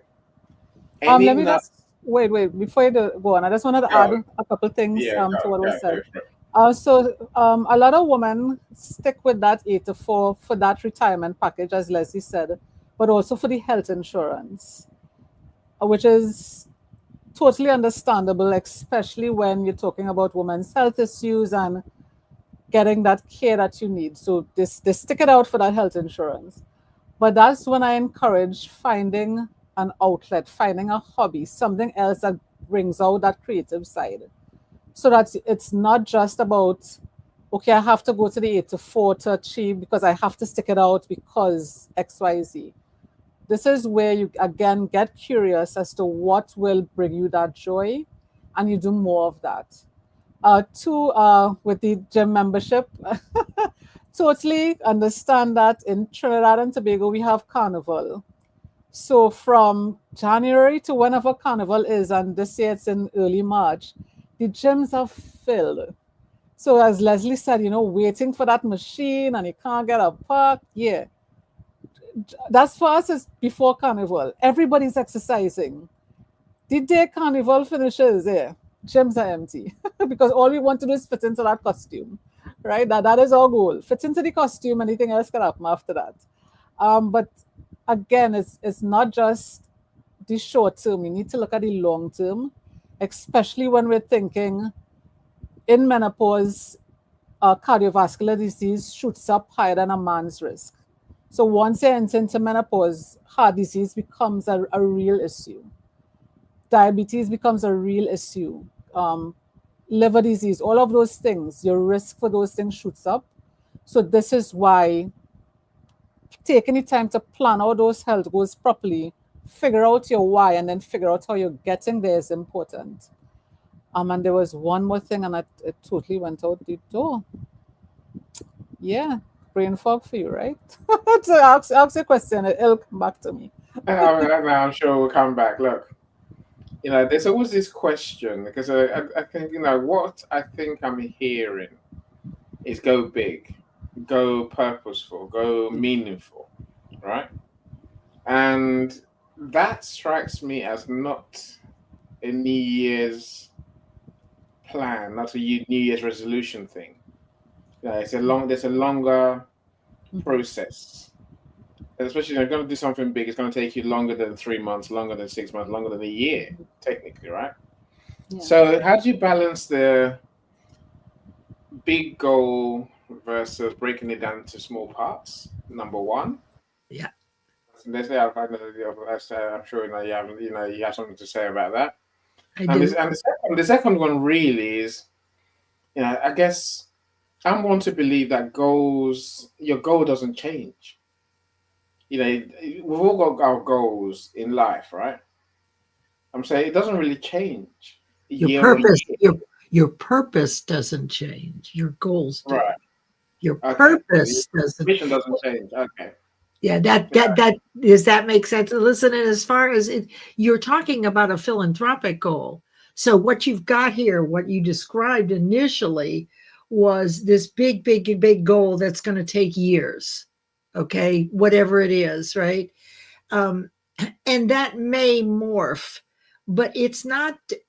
In other words, you're not going to stay motivated moving toward that very huge goal. That's why we break it down into doable, if you will, or achievable segments. Now, let's just say, for example, that my dream is to build an orphanage in every major city or every major province in the United States. Maybe that's my goal, a national consortium of orphanages for children that have no home, right? All right. So that's my goal. And I'm looking at, 5 years or so. It's going to take several $1,000,000. I really don't know exactly, but it's out there. But I really want to do it. Now, I have to continue doing the work on the way up to that goal. I've got to learn, I've got to earn money, I've got to do all. So you still have all your 12-week goals, or you can have a goal that takes 24 weeks, you just got a phase 1 and a phase 2. I mean, if you're starting a new business, phase 1 might be doing the groundwork, the infrastructure work of a new business, and phase 2 is getting your content out there, right? So those are in nice segments. You still don't know exactly how you'll do it, but you can stay motivated long enough. Now, so what if this changes out here? Let's say 10 years down the road, you think, you know what, I actually have a better idea. I want to do it with a hospital, right? A care unit for children in every major city. So that goal may morph your philanthropic goal, and it's a big service goal usually. So it's okay for that to be separate. It's handled separately. But in order to reach it or achieve it or anything of that size, you have to do these things. This is the universe saying, okay, you can have that or something like it, but you have to do the work. And what is the work? It's growing yourself. It's having an income. It's raising a family, right? So your purpose now, every year or every decade, is still towards service. Selling the books is still a service, but and that is the purpose of serving others. That's our life purpose. So this out here could effectively morph into something else, but it's also kind of on a pedestal. And this is all the work that we go through, right? So this goal could change, but you don't want to ever change a goal once you've started it, because it was based on why and that you were really motivated. If you change the timeline of it, if you change the expanse of it, or anything to reduce it in size at all, then the motivation drops and the why drops, and then fear comes out and says, well, hey, why are you doing this anyway? I got a better idea for you over here. Don't do this again, right? So the idea is never reduce the size of your goal. That kind of, I think, gives you an idea of how you can actually balance your huge philanthropic goal. And I think we all have them. But then as we go through life, they might change, and that would be okay. I understand. Have you remembered what you're going to say, Lisa? No? Yes, and I wrote Oh, it you down. have? Good Yeah, for you. it came back in my She's a head. Sagittarius. She is the smartest sign in the zodiac. But this is accepting where you are is a reminder for that. Menopause gives me brain fog. So I'm not going to beat up myself and say, oh my gosh, I can't remember. I'm just going to write it down. So I literally have notepads all in every room of the house, because I'm like Dory from Finding Nemo. Once something else enters my head, the last thought leaves and I can't remember. So I just have gotten accustomed to writing things down, and I accept that as my new normal, and I don't stress over it. I saw a couple comments on the chat that I just want to address quickly, and then I'll go back to what I wanted to say. So Jackie asks about nuts and seeds, if you could eat any kind. All nuts and seeds, in fact, all plant-based foods, all underline, all in bold, whatever, all are beneficial. So pick the ones that you enjoy, start there, and then start introducing the ones that you may not be familiar with. But definitely nuts and seeds, especially seeds. I think seeds are the unsung heroes of the plant-based world. Pumpkin seeds, sunflower seeds, chia, flaxseed, and you should ground flaxseed. Your body doesn't absorb anything from whole flax seeds. You literally just pass them out, so you need it ground. Hemp seeds. Hemp seeds are full of protein, omega-3s. It's just a wonderful thing to add. And just find ways to add it to any meal that you have. And yes, you can get all the protein needs that you need, all the protein that you need on a plant-based diet or going vegan. So you don't have to worry about those things. You just have to do it in the right way. I saw another comment, I think it was from Divine. She talked about food as medicine and meditation. Yes, I always encourage my clients to start this. Start with food and those management techniques that will help with stress. but don't discount actual traditional medications. I don't want people to feel that food is the only way that you deal with stuff, and you shouldn't use traditional medications. Hormone replacement therapy has come a very, very long way, and it has helped thousands of women safely. So I know there's still a lot of misinformation about it causing breast cancer, but this is where you talk to your doctor first and figure out your history, family history, do the necessary tests to figure out what works for you. There are different types for different situations. It's not just one drug. There are about at least 20, 30 different types.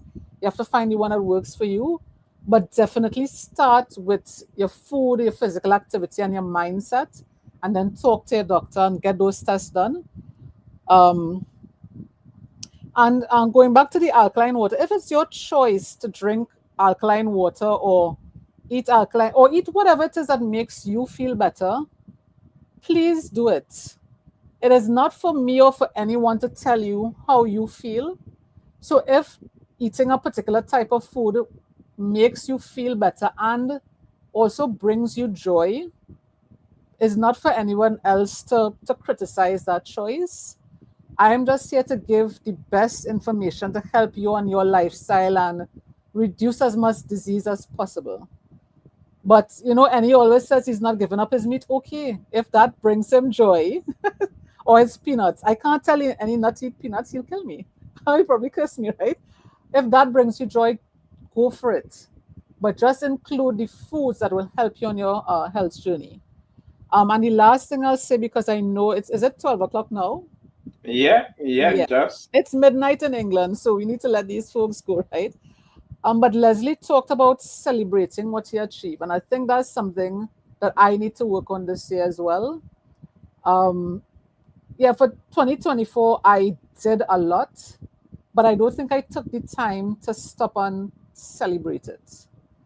And that's one of the messages I want people to take away from this as well. When you set your goals, whatever it is, get the support you need to achieve those goals. But when you achieve those little mini goals to help you get to that big goal, take a moment to be thankful, be grateful, and just to find something that you will enjoy to celebrate. So if it's taking a moment to have a mini spa day, or to eat your favorite comfort food, or whatever it is, take the time to celebrate and really be in the moment and celebrate it. That goes to reducing stress, to bringing joy, reducing those menopausal symptoms. So it's not like separate and apart from your whole healthy lifestyle that you're trying to develop. So that is one of my goals for this year. When I achieve something, to take the time to celebrate it. So I hope that's going to be one of yours as well. Any last words before we close? And I do have, or maybe I should talk about the offer I have. So we're talking about health goals.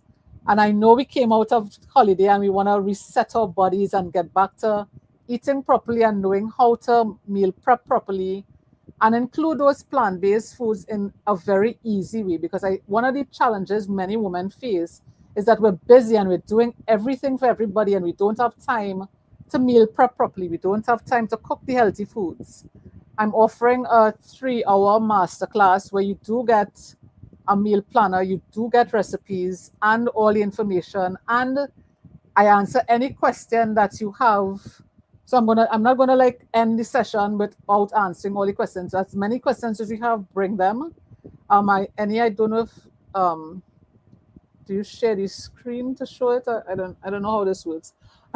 But I'll put it in the comments as well, and you're on mute. So I'm not hearing what you say. Trying to figure out how to show a picture. Yeah. Will it be in your newsletter tomorrow? Yes, the link will be in the newsletter I'll tomorrow. show it at the end. Annie, Okay, you good. have to open the presentation, then down where it says present. When you open that, it says share screen, and then you pick window, and you can pick the image, and it brings it into the studio, just like we are. You make that sound easy. Okay, so give me a second. Let me work all that out. Because the presentation Bring it on is the on screen. Lisa's LinkedIn. Yeah, but it will be in the comment section. The newsletter tomorrow will have the key takeaways from this event as well, and the link to that session. It's only 15 US, because I wanted to give something back to the community. So please feel free to sign up, ask any questions that you have. But it really will be a session on how to get back and how to start those health goals, meal prepping, cooking easily, and some great recipes that will support you, especially if you're going through menopause. And for all the ones in the audience who ask, am I going through menopause? You probably are. So I encourage you to join the session. Yeah, while Annie figures out how to get it on the screen, and if it doesn't happen, it's okay. It'll be in the comments. Any last words, Leslie and Paulette, before we sign off? Let's see that. Let's see if that works. I wonder.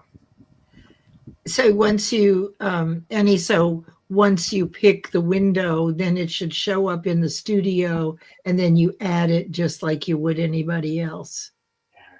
That would be great if LinkedIn would load, which for some reason it's not. Let me see if I can do it off my desktop. Well, let me just say, I'll finish up with just to say thank you very much for inviting me, and to remember that it's all about how compelled you are to do the one goal that you want to do, that it's strong enough right now for you to outweigh the natural fear that's going to come up for all of us. Did you get it? Annie, are you getting it? No? Anyway, that's what I want. That's what I want to share and celebrate. But that's okay. Today is a perfect example of Murphy's Law, right? Everything that could have gone wrong went wrong. Paulette, any last words before I let you go? Betty, bye. Yeah, just before I go off to bed, I would just say that definitely celebrate the wins, because otherwise, what's the point? And I really don't think you should worry so much. For example, if it's a food and you have one day out and you go out on a party, and I've had friends of mine who've been like religiously on diets, and we go out and they go, oh, I so want a cocktail. I so want a cocktail. And I go, have a bloody cocktail. And then they have the cocktail and they're like, oh, it's so good. I'm like, just have the one and be happy, right? It doesn't mean you fell off the wagon. It doesn't mean that everything that you've worked for has gone. It just means you joined in the party and you didn't feel like an outsider. And then the next day they don't feel like, oh, I've got to work 50 times harder. You know, I think it's about being realistic is the word that was being thrown about. It is about being realistic, but it's about being realistic about the thing you're compelled about. The end goal is the thing you're compelled to do. Nothing can take you away from that.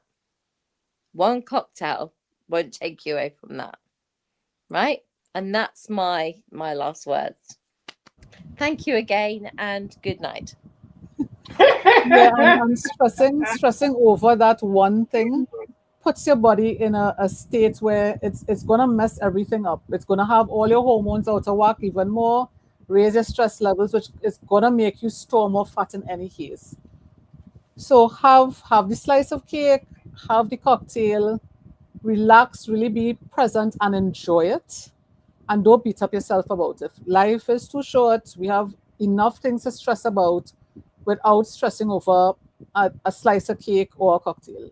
It's not worth it. I agree. Right. I agree. And I So say, we have to can I go?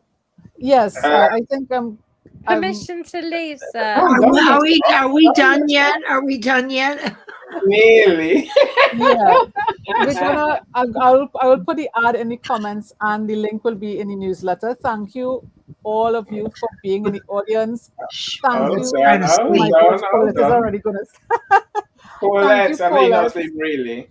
Thank It's you, Angelica Ellie. who eats all the seeds in the world. Oh my gosh. My LinkedIn twin. She's coming to London next month, so that's Angelica. So no, Say is goodbye it or you? say good night, everybody, please. You all Somebody those say seeds? good night. Oh my gosh. Well, Okay, let's. good night. Thank you very much, Leslie, for You're sharing your knowledge with us. welcome. See you all in 2 weeks' time where we'll have another exciting conversation. Yes. Have a good night, everybody. Bye, everybody. Thank Bye. you for being here. Oh my There's gosh, now Oh, Leslie's there here. it is. There it is. It's finally great in. thing. Oh, Hey. so it worked. Now you Bye. know how. Now you know how. All Yeah. Thank you, Annie. Thank you. Bye, everybody. Global.Media.com and celebrate it with or without champagne or rum. Achieve success with Global.Media.com.